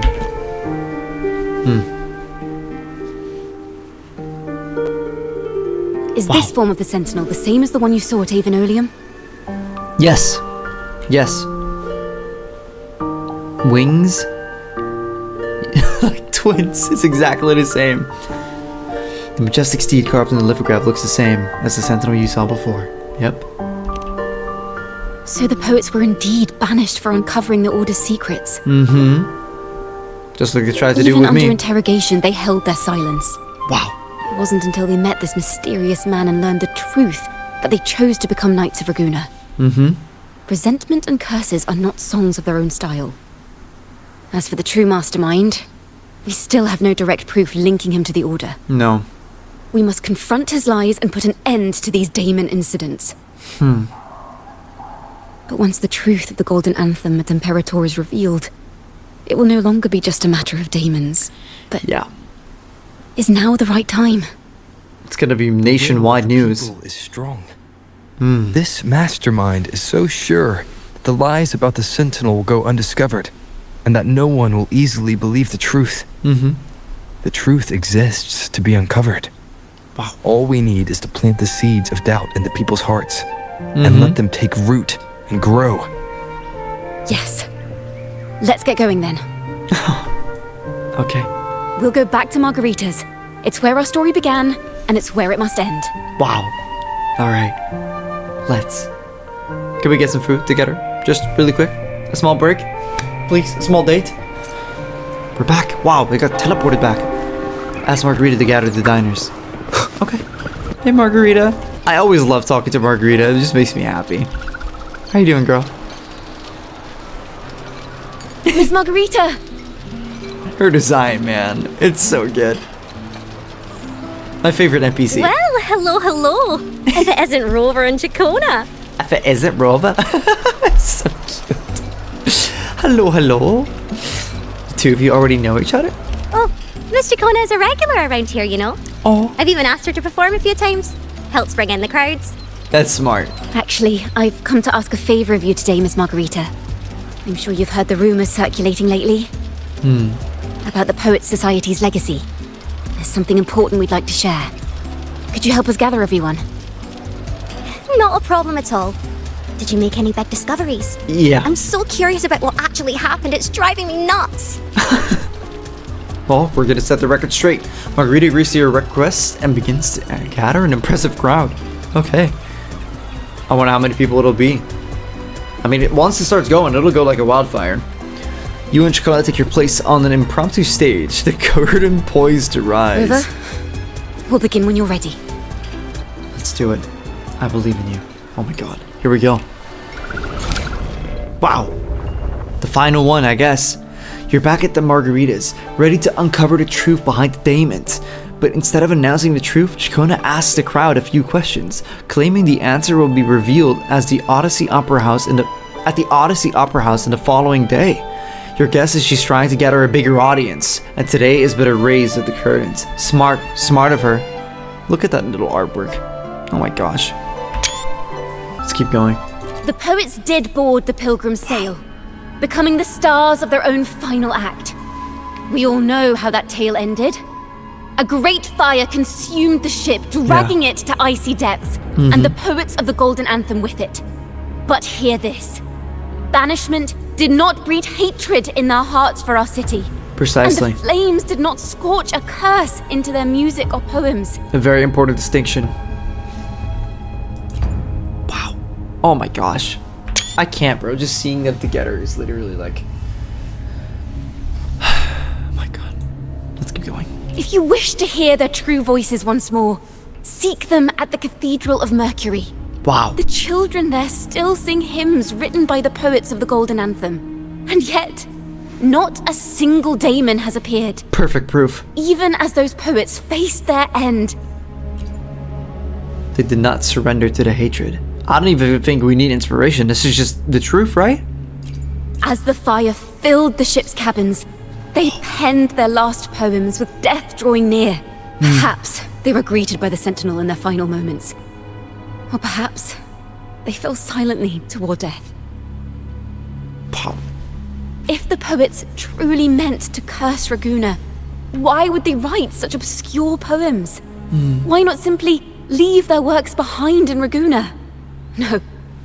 Their last words were hastily written as the flames closed in. Yeah. This charade, it was carefully crafted, twisting their work to conceal the truth. We already have... No. Oh, what? You notice Ciaccona is deliberating something. Tomorrow, at the Odyssey Opera House, I will reveal the truth. Until then, I thank you all for your patience. Ciaccona first questions the crowd, claiming the truth will be revealed on a larger stage. Tomorrow. Wow. I didn't think she would have such an important role. This is very confusing. Like this. Sorry. Oh, is that the guy? I recognize... Don't fucking push her. What do you mean by the truth? Did you discover something?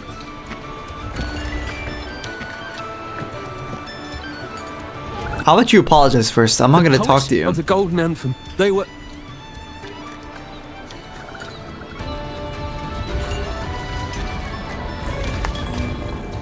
Cristoforo. A fascinating story indeed. You've certainly piqued everyone's curiosity. The speech you made just now, you're implying the poets of the Golden Anthem were framed and their works deliberately misinterpreted. Of course we get separated and then Rover's distracted, and then Cristoforo steps in to talk to my wife. I'm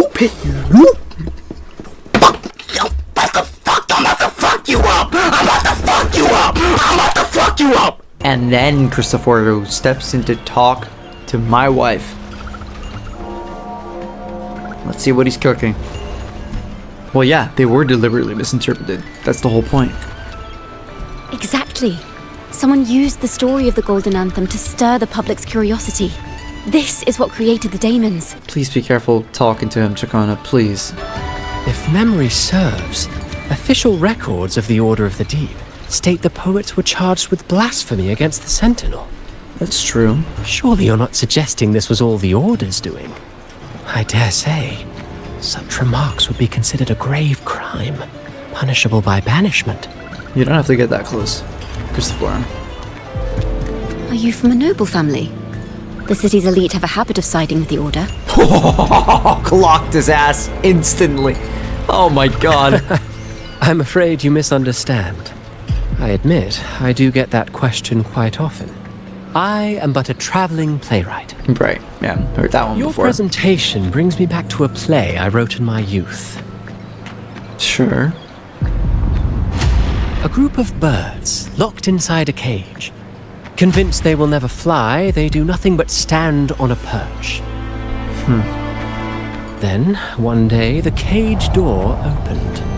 The young birds flapped their fragile wings attempting to fly, but plummeted to the ground, one by one. Because they never flew before. Many consider their fate a tragic one. What say you? I see it differently. Even if they met their end falling into the abyss, they still had a chance to glimpse the sky and spread their wings. For once. And what of those who chose to remain in the cage, having witnessed their predecessors fall to their demise? Will they dare to reach for the skies after realizing the cost of choosing to fly? Does the truth exist to protect, or to harm? I see what he's saying. That is the question.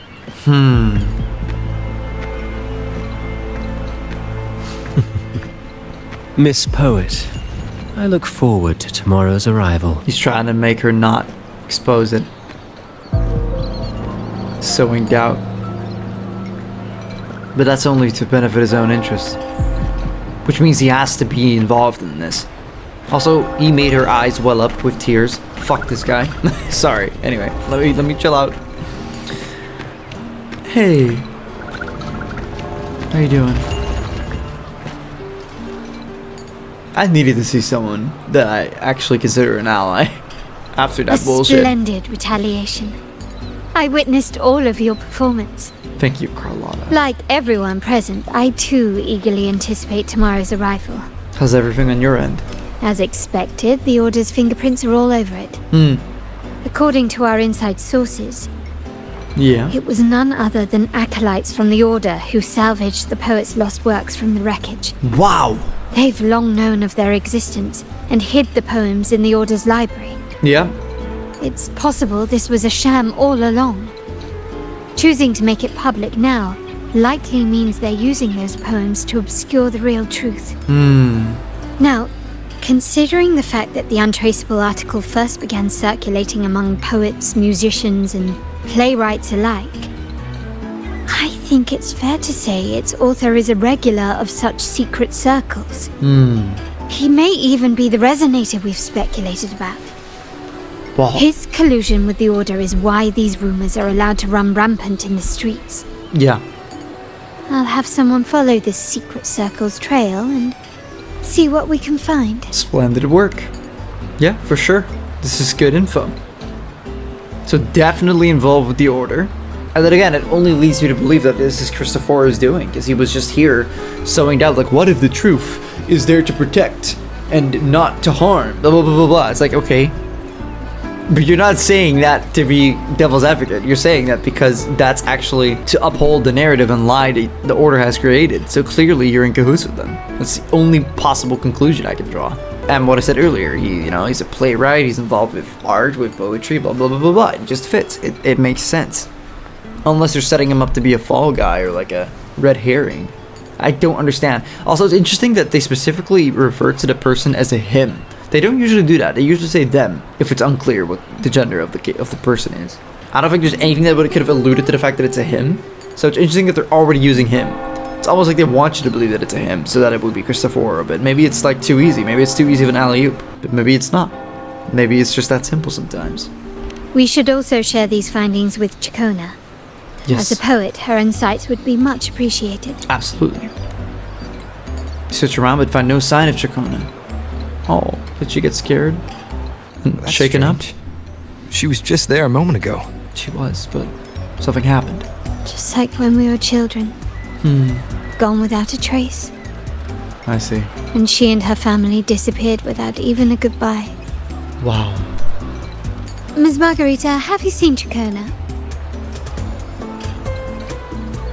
Miss Ciaccona? She was squirreling off towards the harbour earlier.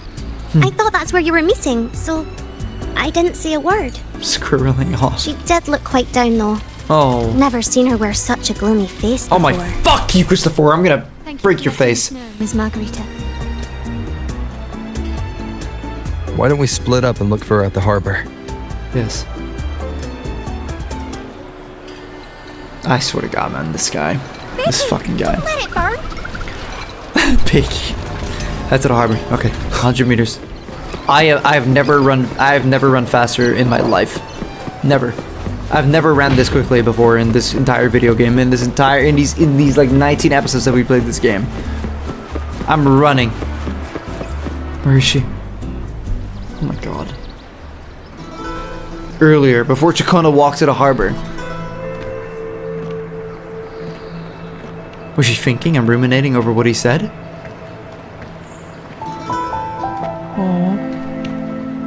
The young birds left their cage, flapping frail wings as they fell to the ground. Is it because she fell when she was climbing something? I never thought his words would reach into the depths I sealed away so long ago. Coming here implies you worry about tomorrow's outcome. Whoa. You intend to reveal the truth of the Sentinel to the public. But that revelation, it comes with a price. I was about to say he's talking directly to her. You've paid before as a child. Remember? Her dad? Maybe it's her conscience, but it's manifesting as Cristoforo? It's not him literally talking directly to her? What the fuck?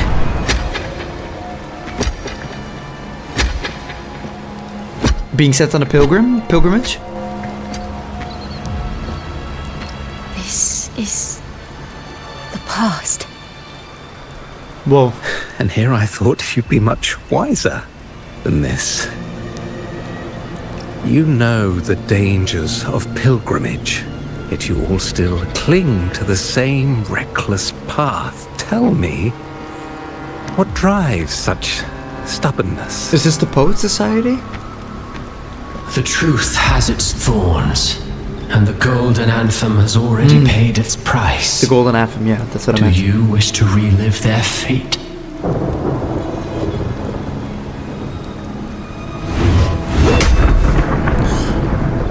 Is that what you're trying to tell me with your play?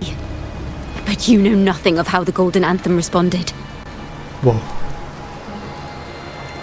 Allow me to share the answer, Sir Acolyte. What? Do you remember the very first voice from the heavens?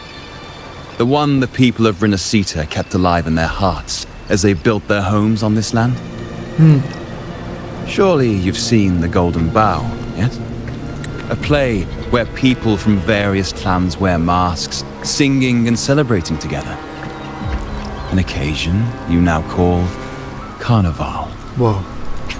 The Golden Bough, an ancient epic poem of Rinascita at Pyreneed, blending various regional folklore with the tales of the Sentinel, including the first accounts of the Carnival's origins.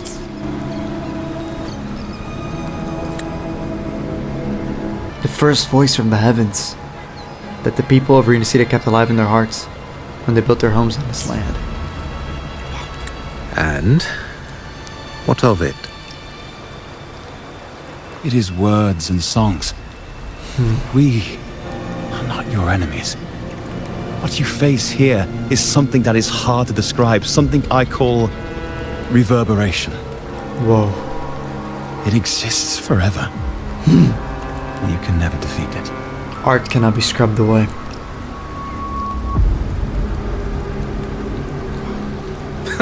You pitiful fool. Off to the seas with that reverberation you believe in so dearly. It's so much bigger than them. That's what they don't even realize that they're talking about. The Order of the Deep seeks to banish us to the seas because they know they can't banish the truth. Wow. Hear that? The bell they tolled. I will be the one to carry its sound forward. Oh my god. Wow. Oh. That almost made me just tear up. Wow.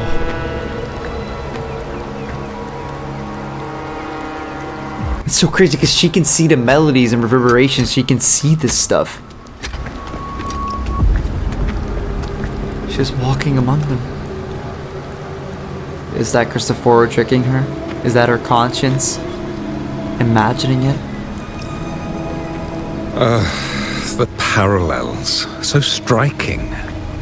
Just like the day the Poet Society boarded their sail.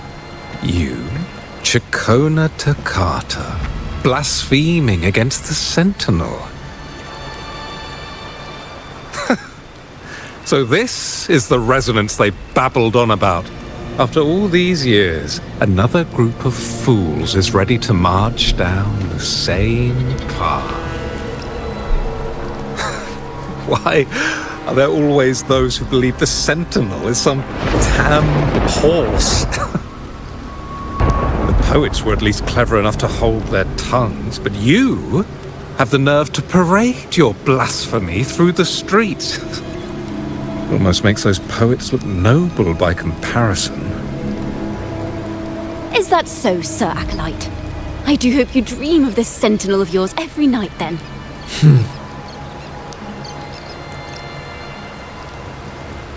Don't you fucking dare. Spare me your sarcasm, you insolent bard!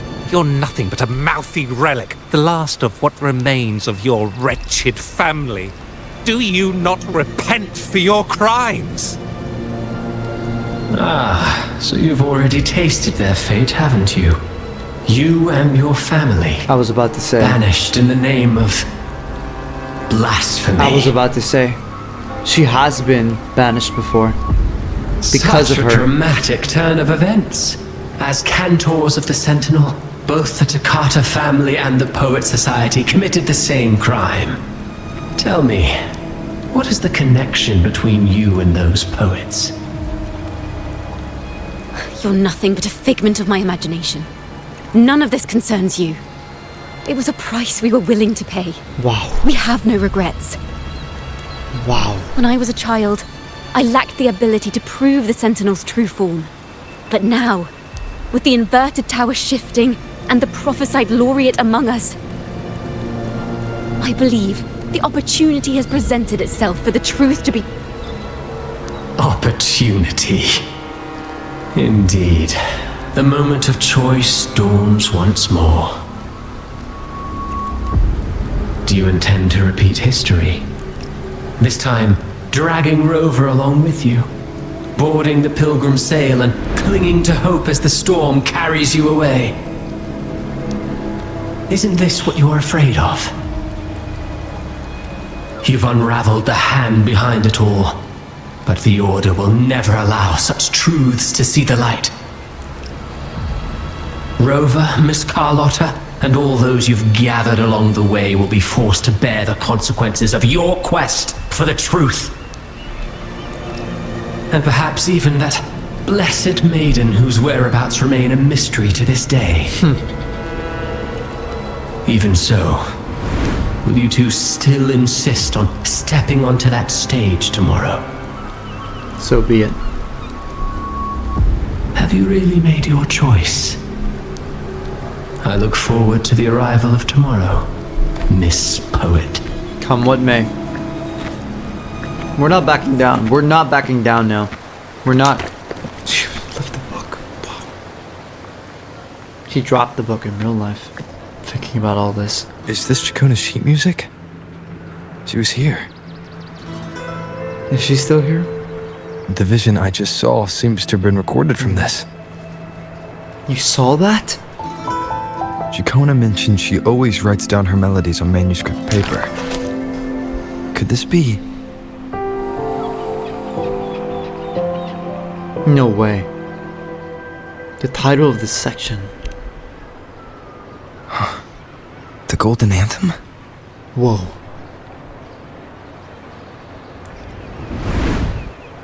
Oh my god. Are we gonna be back at the house? There's so much I'm trying to fathom right now. I'm trying so hard to pay attention. An interrogation room. Being here reminds me of the many unanswered questions still hidden within these melodies. The girl in the Poet Society's study must have been Ciaccona when she was little. Yep. What happened last time was no accident. As the performer, her own melodies got entangled in the mix. Sure. But why was she there? And why are the Toccata family and the Poet Society accused of the same crime? Perhaps they're one and the same? Because it's a pretty unique and far-fetched parallel for it to be drawn that way, right? If it's just a parallel. So there's probably a chance that it isn't just a parallel. But it's a bit peculiar because earlier we were told that her father was banished. And now we see her being banished. And I don't know if that was more of a metaphorical what-if scenario situation. Like, this could be you, this will be you if you step onto that stage tomorrow. I don't know if it's like Cristoforo's doubt sowing being manifested into something tangible, and that's what we saw. And Rover apparently saw it too, because he said he saw the vision. And even within this vision, we saw her imagining Rover being banished. We know Rover's never been banished, but it was still... This is a testament to my connection with the world around me. Shut up. I couldn't jump. We still saw her imagining Rover getting banished, because obviously we know that it has never actually happened, so it was clearly her imagining it. So maybe that whole section was just a what-if kind of thing. I hope they explain more. I need more information. Wow, stand by the little girl.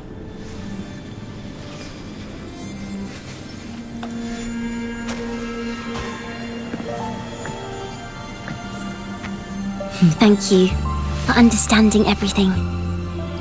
Huh? You talking to me? I was about to say the exact same thing. You just beat me to it. You talking to me? Is there anyone else here besides you? Hi. This didn't happen last time. You're Ciaccona, right? You must have touched the Golden Anthem's music sheet. This is the story it holds. To be able to touch it means you're someone I can trust. Oh. The honor is mine. I am yesterday's child of ignorance, the actor now on stage, and the banished sinner of tomorrow. Whoa. Ciaccona Toccata. The banished sinner of tomorrow. Yesterday's child of ignorance. What really happened back then? I need to know. Please. Let me tell you. The story of the Golden Anthem doesn't just belong to the Poets Society. It also belongs to me, Ciaccona Toccata. In what way?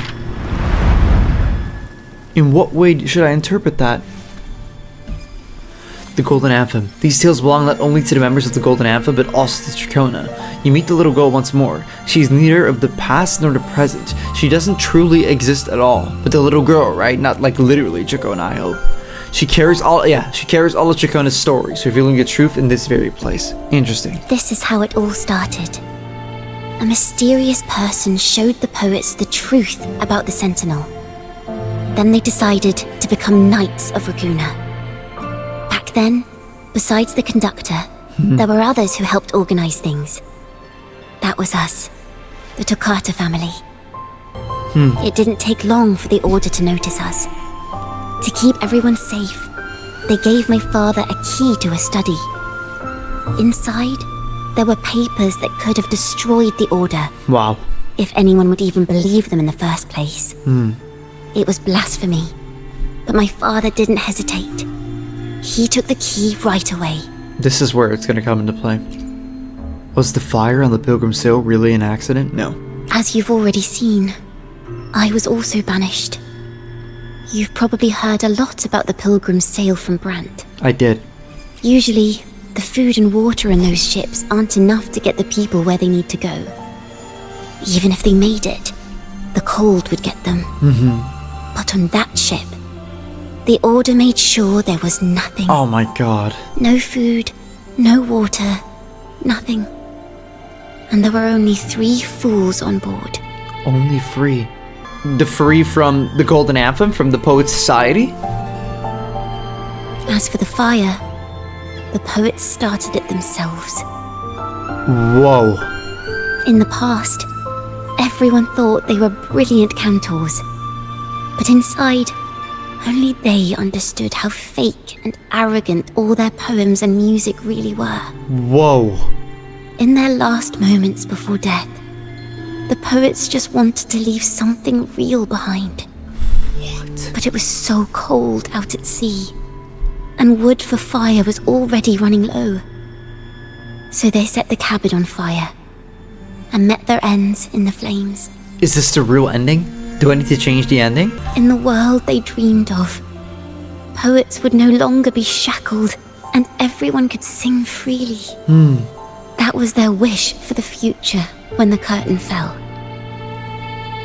With our bodies to fuel the fire, the ensuing inferno shall forge Raguna's true gold. The Golden Anthem. But the Order was afraid. Whoa. They didn't want any loose ends. So they went to salvage the ship's wreckage. The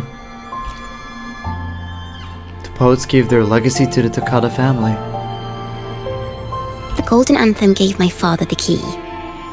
At first, he wouldn't let me near it because I was too little. It wasn't until my mother, my uncle, and the rest of my family were one by one escorted onto pilgrim sails.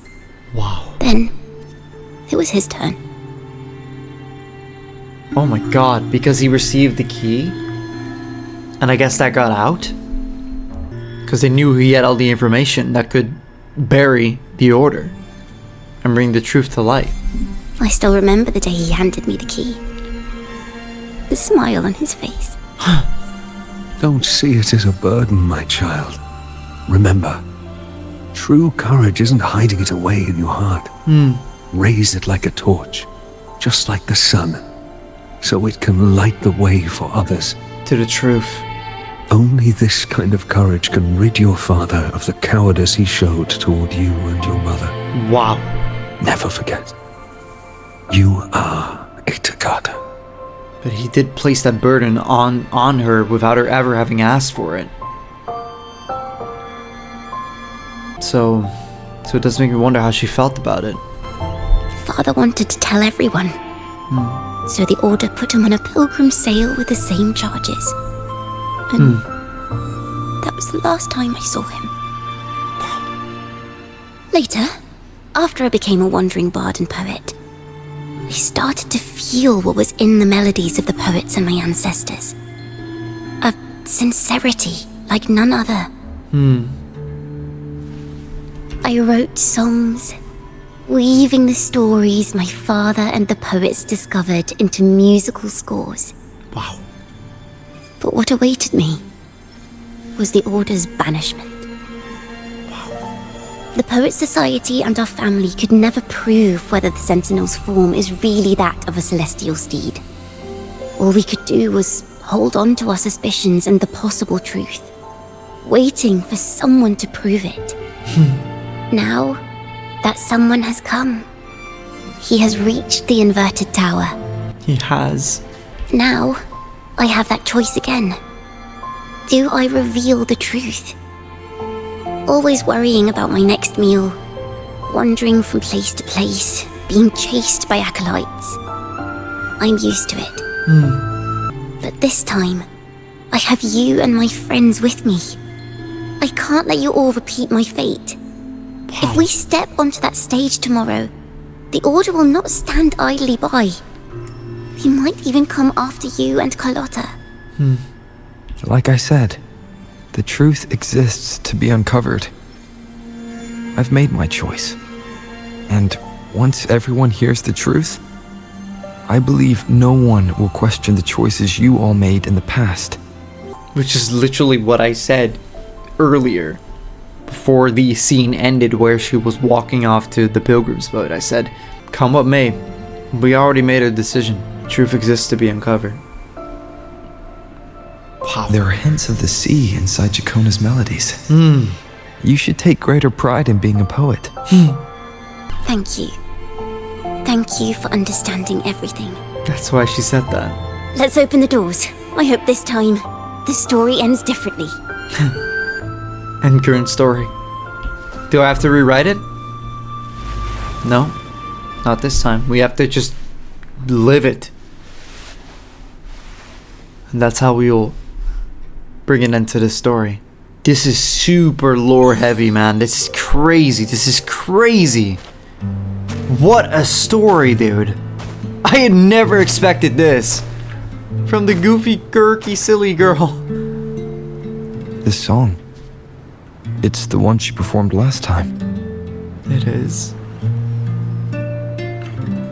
The melody is the same, but Why does it sound so sad this time? Maybe because she is.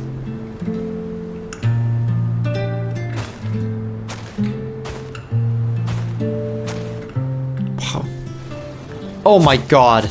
Oh my god. So, Miss Poet, have you made your decision?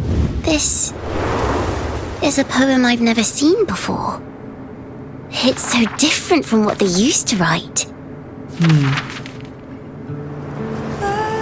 Do not place flowers on my tomb, for I do not rest beneath the stone.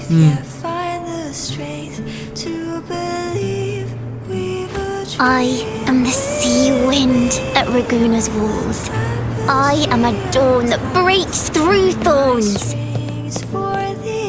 I am a nighthawk of wings of flame, soaring towards the celestial steed, whose praises I sing and whose true form I behold.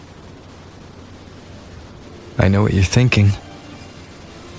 You're worried I might end up on the same path you did. Go on. All the hopes will set us free from doubts and fears deep within. Oh my gosh. Follow your heart. I'll be with you. Till the end.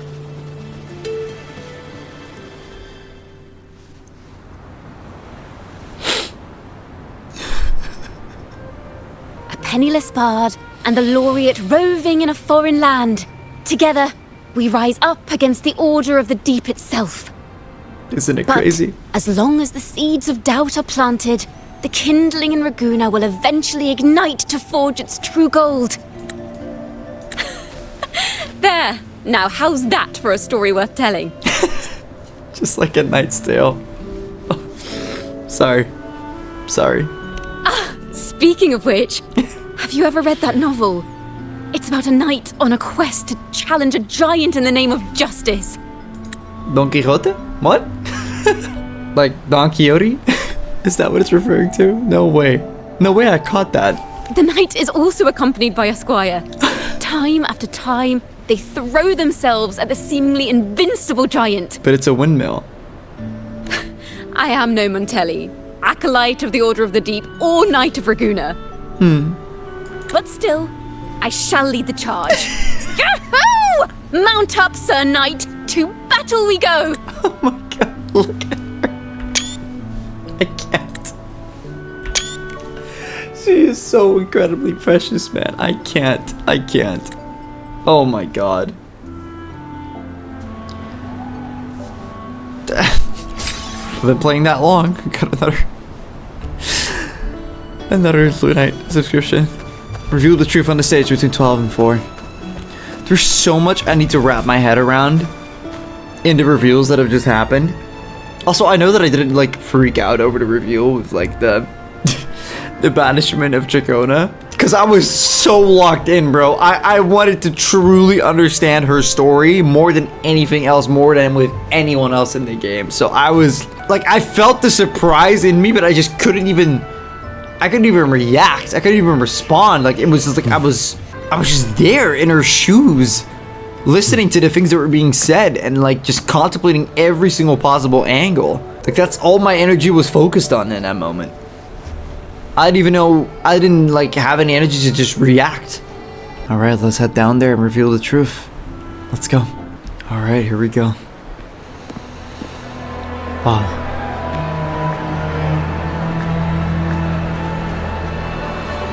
Are you ready?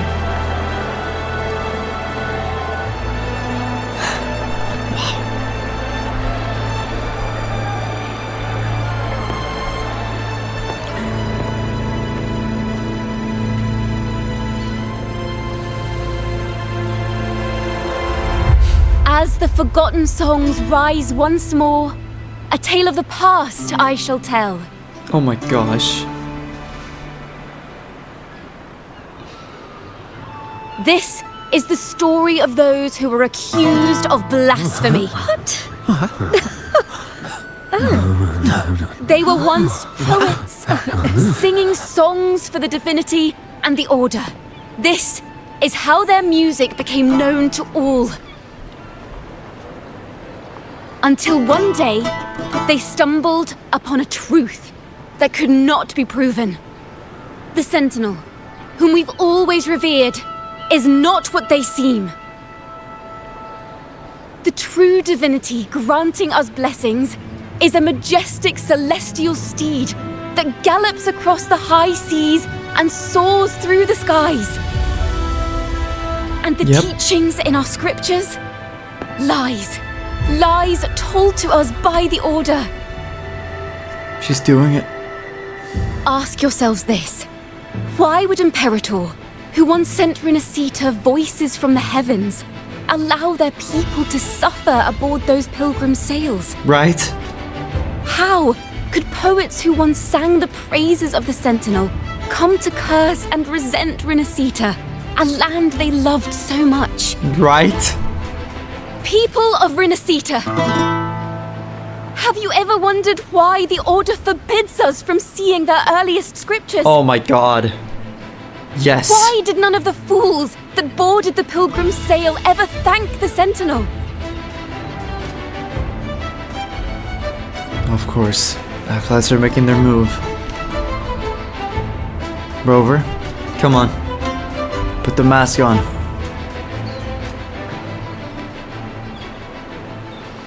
Imperator and Draguna have always stood united. Yet lately, they seem to have vanished from our dreams.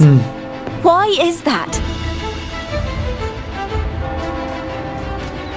Ciaccona Toccata, in the name of Imperator and Primus Fenrico, you are hereby under arrest. You will face the full weight of the law at the Order Penitentiary. No, she won't. Not on my watch.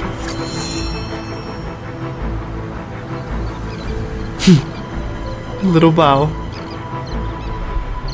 Is that so? And what are the charges this time, if I may ask? This time.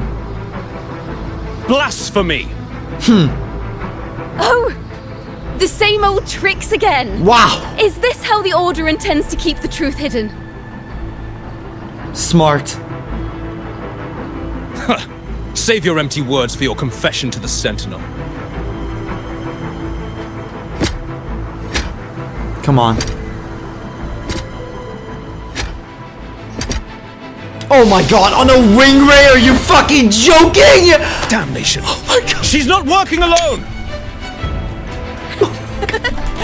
Farewell, Sir Acolyte. Oh, and just a little tip for you. Keep your eyes on the audience below. Oh my god. This is so good. Let's see how much of the Order's hypocrisy these empty words can unveil. Oh my god, yes. Let the people speak. The music of the Golden Anthem will one day echo across Raguna's skies again. I have never been more proud of anyone or anything. Oh my gosh.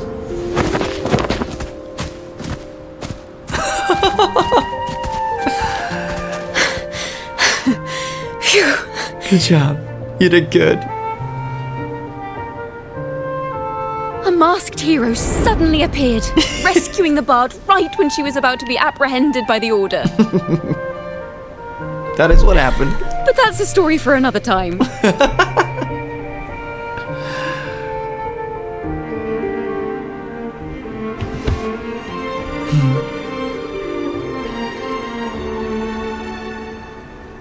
I'll join you. Of course. You know what this means for you, right? Even with a mask on, people will still recognize the laureate. Yeah. I was gonna say that earlier, I just didn't want to interject. I told you I'd stand by your side, and I meant it. I'm now a wanted criminal by the Order. You are. So I guess that makes us partners in crime? Oh my god, man. Oh my god. I never wanted anything more in my life than this.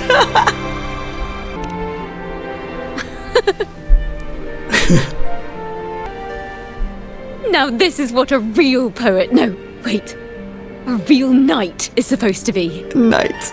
Oh, look at her. Well then. She said she would perform once it's all said and done, and once it's all over. Oh my god, no, I can't.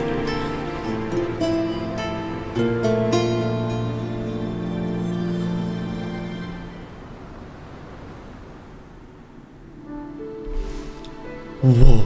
This room Another melody. Is our final stage. Wow. Now, it's your turn to step onto it. She used the key. Oh my You will god. witness a different world.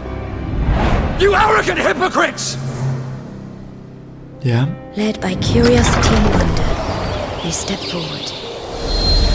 I am the gentle sea breeze, sweeping through Whisperwind Haven and towards Raguna's high walls. Well, have you decided on your answer?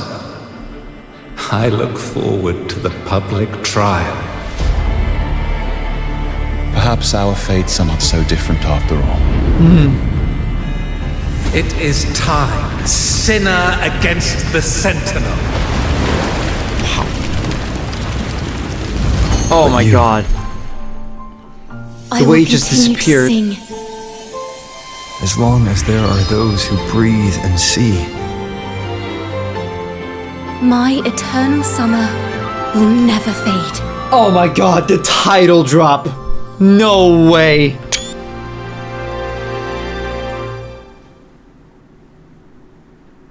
Oh my god.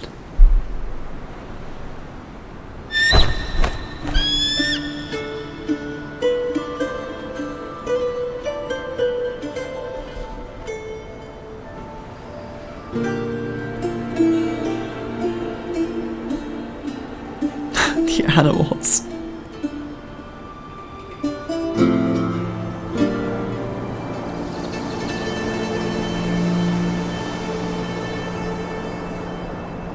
I had Do to, you I'm feel it? sorry. I had to. The breeze from Whisperwind Haven. You can even catch the faint scent of wet grass. Next thing you know, maybe an apple will fall on our heads. Or maybe a big grey wolf will leap out and chase a squirrel down a rabbit hole. An apple just fell.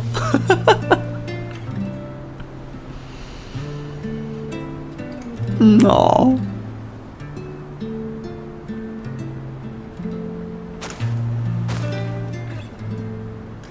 Thank you, Rover.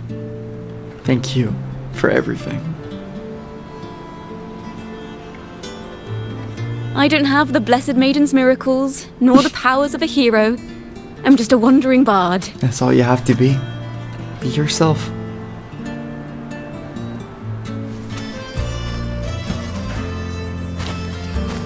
The only thing I can offer is to immortalize this moment.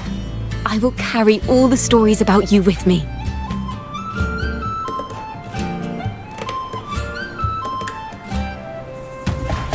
By the way, I met a man at Margherita's who claims to be a playwright. You should watch out for him. I will. I already have been.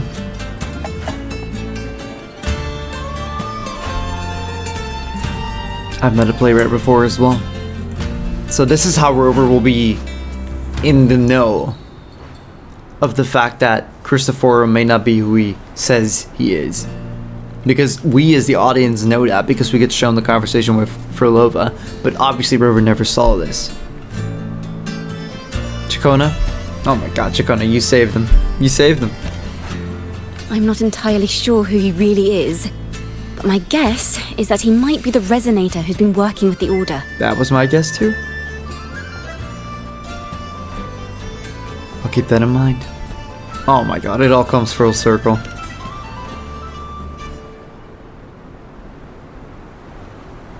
Here, you can have this music sheet. I'm heading off on a new mission. Loud and clear. What kind of mission?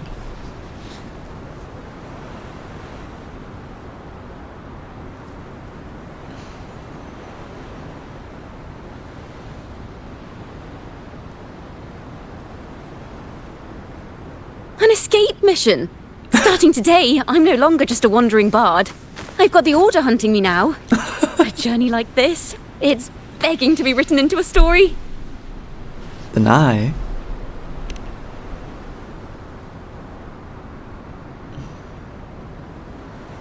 Don't you worry. I still remember our promise. The performance? Are you going to I've got the sing? song I wrote you. We will meet again. And I'll sing it for you, I swear. I'll hold you to that. After all, we're partners in crime now.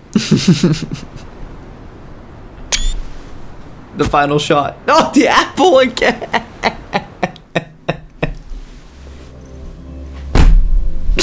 No way, dude. Is there more? Oh no, I'm not ready. I knew it.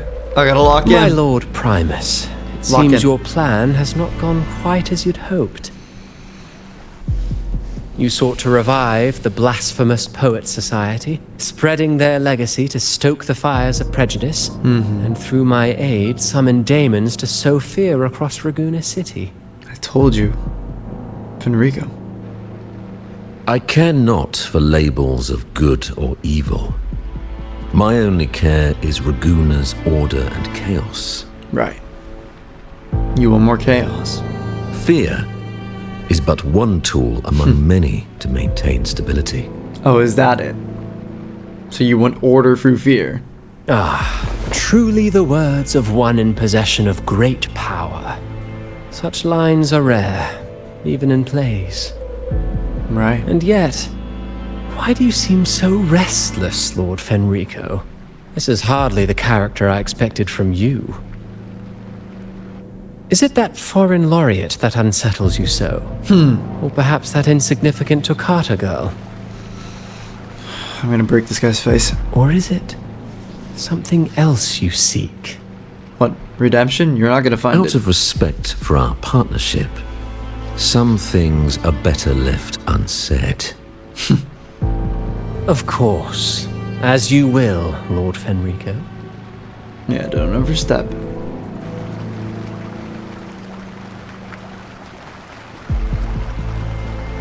What are you plotting? I wonder if he's gunning for his position, but I don't think so, but... Wait. You were the one who led the Poets Society to that lithograph, weren't you? I've heard whispers of your presence at Whisperwind Haven around that time. Whenever you were asked, you claimed to be seeking inspiration. As a playwright? Why are you doing this? As you said yourself, out of respect for our partnership, some things are better left unsaid.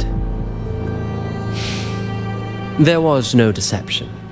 Indeed, I was seeking inspiration. In the end, I found a story about birds in a cage. The birds, having uncovered the truth, must decide. Will they choose to fly into the unknown, or remain caged within the familiar? Lord Fenrico, a word of reminder. Order of the Deep versus the Montellis. Just as the young Toccata mentioned, how long has it been since you last dreamed of your true divinity? Wow. Armed with a wooden spear and a broken helmet, the knight charged at the windmill.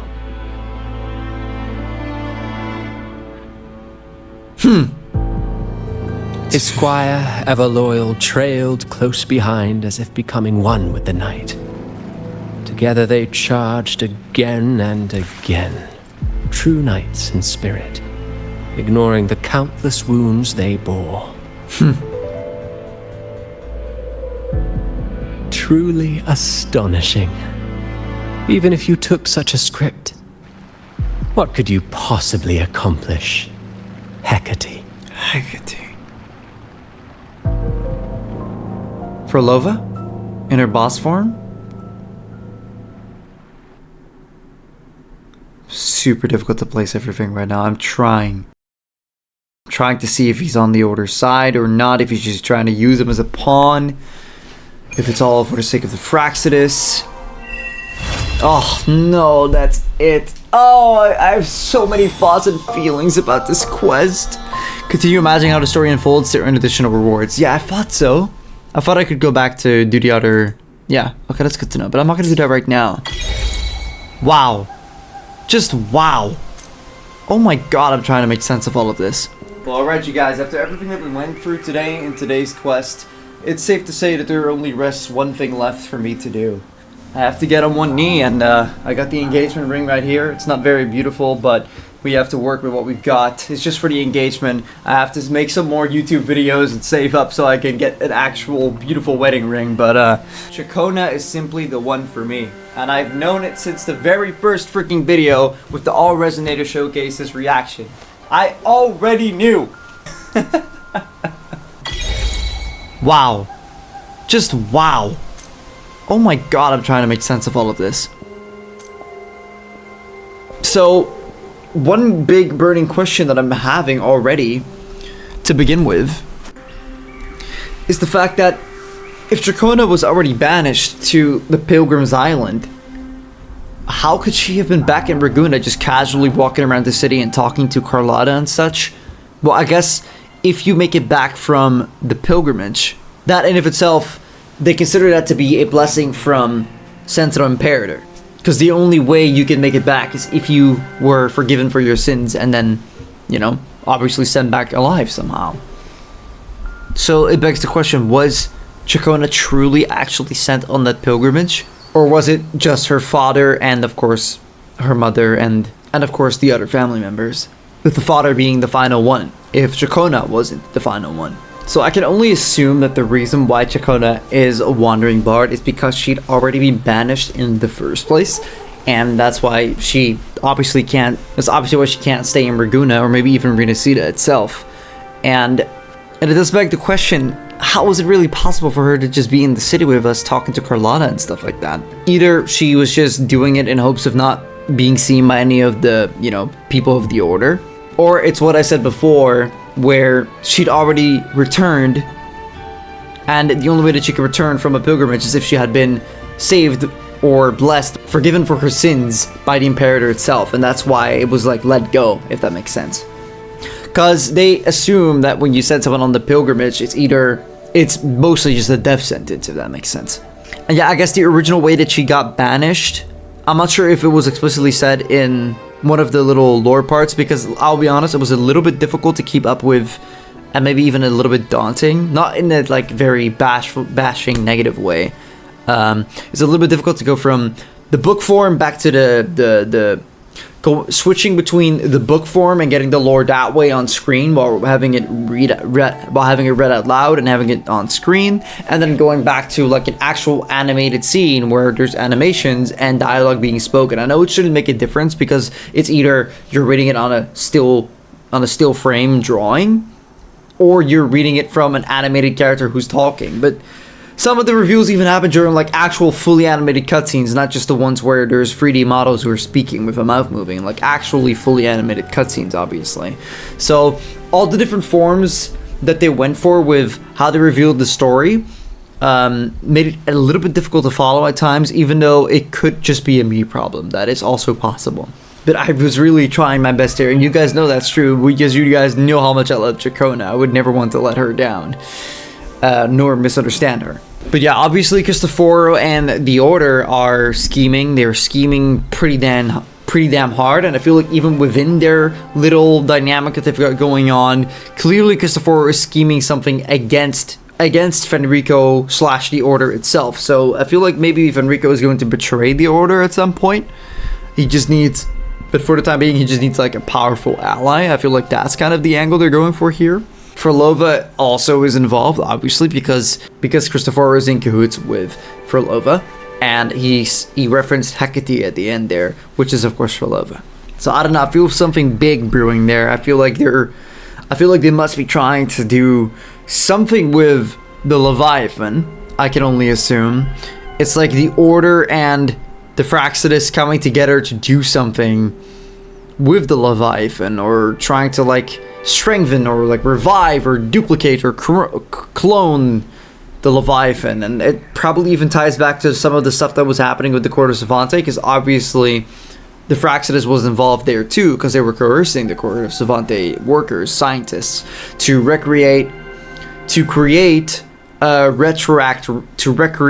retroact rain. So I don't know, I feel quite literally and figuratively a storm brewing over the beautiful location that is, of course, Ragusa and Runacida itself. And I don't like that at all. Yeah, I can only assume that the reason why Ciaccona was banished to begin with is, of course, because all her other family members were banished, so naturally she was up next. And if it wasn't for that fact, it's probably that after the banishment, she had access to all of the information that could have exposed the truth behind the actual history of Runacida and behind the actual religion and the original scriptures that the Order has been trying to hide and cover up and bury. And there's also even maybe the possibility that in the name of the Golden Anthem and the Poet Society, maybe in some of her works, in some of her songs, she had interwoven some of the poems that they've already made in the past, or maybe some of the songs that they might have written. Like the fact that her art could have been inspired by the Golden Anthem, that in of itself gives the Order another reason to, put a stop to Ciaccona and the things that she does. So there's many reasons for why she would have been banished in the first place. It's just that the reveal of the banishment of Ciaccona was happening within this like strange lucid kind of I don't want to call it a sonora because it wasn't a sonora, but like this like frame, this like place in her consciousness, in her mind, where we even like literally we saw an NPC walk by and then it morphed into Cristoforo, right? So I wasn't really sure what to believe during some of the reveals that were happening in that moment, which is also part of why I might have not been like too shocked at the reveal of Ciaccona truly already having been banished before. So it's kind of the fact that I wasn't sure if I could believe my eyes, if the things that I was seeing were actually real, and also the fact, combined with the fact that I was really trying to pay attention to the dialogue, so I didn't really want to commentate over it. I was really just trying to take it all in and just understand stuff that was happening. But yeah, I like that this patch was mostly, yes, it was based on Ciaccona. This is Ciaccona's character arc, and the content is mainly revolving around her, but it is still setting up a lot of new story beats and main plot concerns, if that makes sense. And I feel like it had a really interesting mix of, and I feel like they really interestingly mixed the amount of Ciaccona content and the amount of main story content, and setting up new plot points for the main story to keep moving forward as well. Yeah, Ciaccona is just everything that I've expected, wanted, hoped for, and more. Like, she is just... she's my waifu, man, 100%. My 100% waifu of Wuthering Waves. There's no doubt about it. She's just so gorgeous, so lovely, so talented. Also quite selfless, I would say. I mean, she's basically already been banished before, and now she did what she thought that had to be done and what she wanted to do, which is expose the truth, and therefore putting herself in the hot seat yet again, putting herself in hot water, and putting herself in the crosshairs of the Order once again. And it's such a and it's really beautiful that she had gone through this pilgrimage herself, came out of that, and then still decided to take such a risk again for the truth to be heard. And obviously she's doing it over, the dead bodies, I can only assume, of the Golden Anthem, the Poet Society, and her lost family members as well. So in that sense, she's also trying to make sure that those losses weren't in vain. But it's also just more than that, because she doesn't have to do that. She doesn't. You can say, yeah, but would you be able to live with that guilty conscience? Is it just to clear your conscience? No, I don't think so. I think it's something that she also genuinely wanted herself. And I thought that the poems at the end there were so beautiful, how she was talking about, she was referring to herself as a bird soaring through the sky like a hawk knight. And in the beginning of this quest, she was also saying how she wanted her poems to be carried along by the wind, and then in the end it comes full circle and gets brought back like that, how she's literally as a bird flying through the wind. And then that ties back as well to what Cristoforo was saying, well, all these caged birds will never learn how to fly, blah blah blah blah, and then when they did, they fell flat on their face. And in the end, look how Ciaccona is describing herself essentially in that poem, how she's flying freely and everything's, and you feel truly free and proud of who you are and who you've become. That's essentially what Ciaccona's whole character arc is about in the end, in essence. So just wow, man, absolutely fantastic. And all the music from the church choir kids to Ciaccona's own playing of her lute and her singing. Whether it was just humming with no lyrics or actually spoken lyrics earlier on in I feel like the 30% mark of the quest. All of it was just so freaking gorgeous, and I just absolutely loved it. Her character design is just fantastic. And can we just give Rebecca Hanssen her flowers? Oh my gosh, please, please, please. We need to talk about the spectacular performance that she has given us and that she has graced Ciaccona with, because she has brought so much life into Ciaccona as a character, and I feel that out of the entire cast, and I'm not even kidding when I say this, I know that I've also given a lot of praise to the other VAs of other characters in this game, but I feel like Ciaccona truly has the most lively expressions that you can literally see, even though you're hearing it being said, and of course you're seeing it on the screen because it's animated, but if I close my eyes, I can see the words and the way that she's saying them. I can see the facial expressions attached to them by just listening. Like, that is just an incredible feat. And I hope what I'm trying to explain here or describe here is like, it makes sense. Like, I don't know if it's too vague, but I have no other way to explain it. I feel like I could see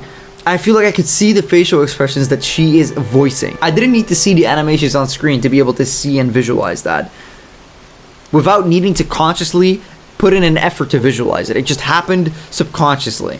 And I feel like that is just incredibly impressive. And there's just so many examples of lines that were delivered so naturally, like truly as if you're sitting in a room with another human being speaking face to face. But no, this was recorded in a booth into a microphone, and at no point did it feel that way. So I genuinely cannot give Rebecca Hanssen more credit for the work that she put in for Ciaccona. Thank you so much for what you've done, because by your courtesy and your hard work, you have created my favorite female character in this video game. And I already felt that she would turn out to be that the very first time that I saw her in the Resonator Showcase. So let that speak for itself in terms of how well of a job the design team and Rebecca Hanssen with her voiceover work have put into this character. Absolute cinema. Absolute cinema. If you guys are enjoying my Wuthering Waves content, then please do consider joining the channel and becoming a member. By becoming a member for a monthly fee, you help me get these videos out to you more frequently, quickly, and in higher quality. And you also get some nice perks in return as well. This video would not have been possible without my members, so thank you so much for being here, for your support. I truly appreciate it. It really changes my life. If you enjoyed the video, then make sure to leave an encore thumbs up on it. Comment down below any thoughts you might have, or any moments that made you laugh. And make sure to share this video, or even the playlist of the entire series, with anyone else who might be interested. And if you've made it this far, and for some reason you haven't already, make sure to subscribe. That helps me out as well. And yeah, with that all being said, I'll see you guys in the next video.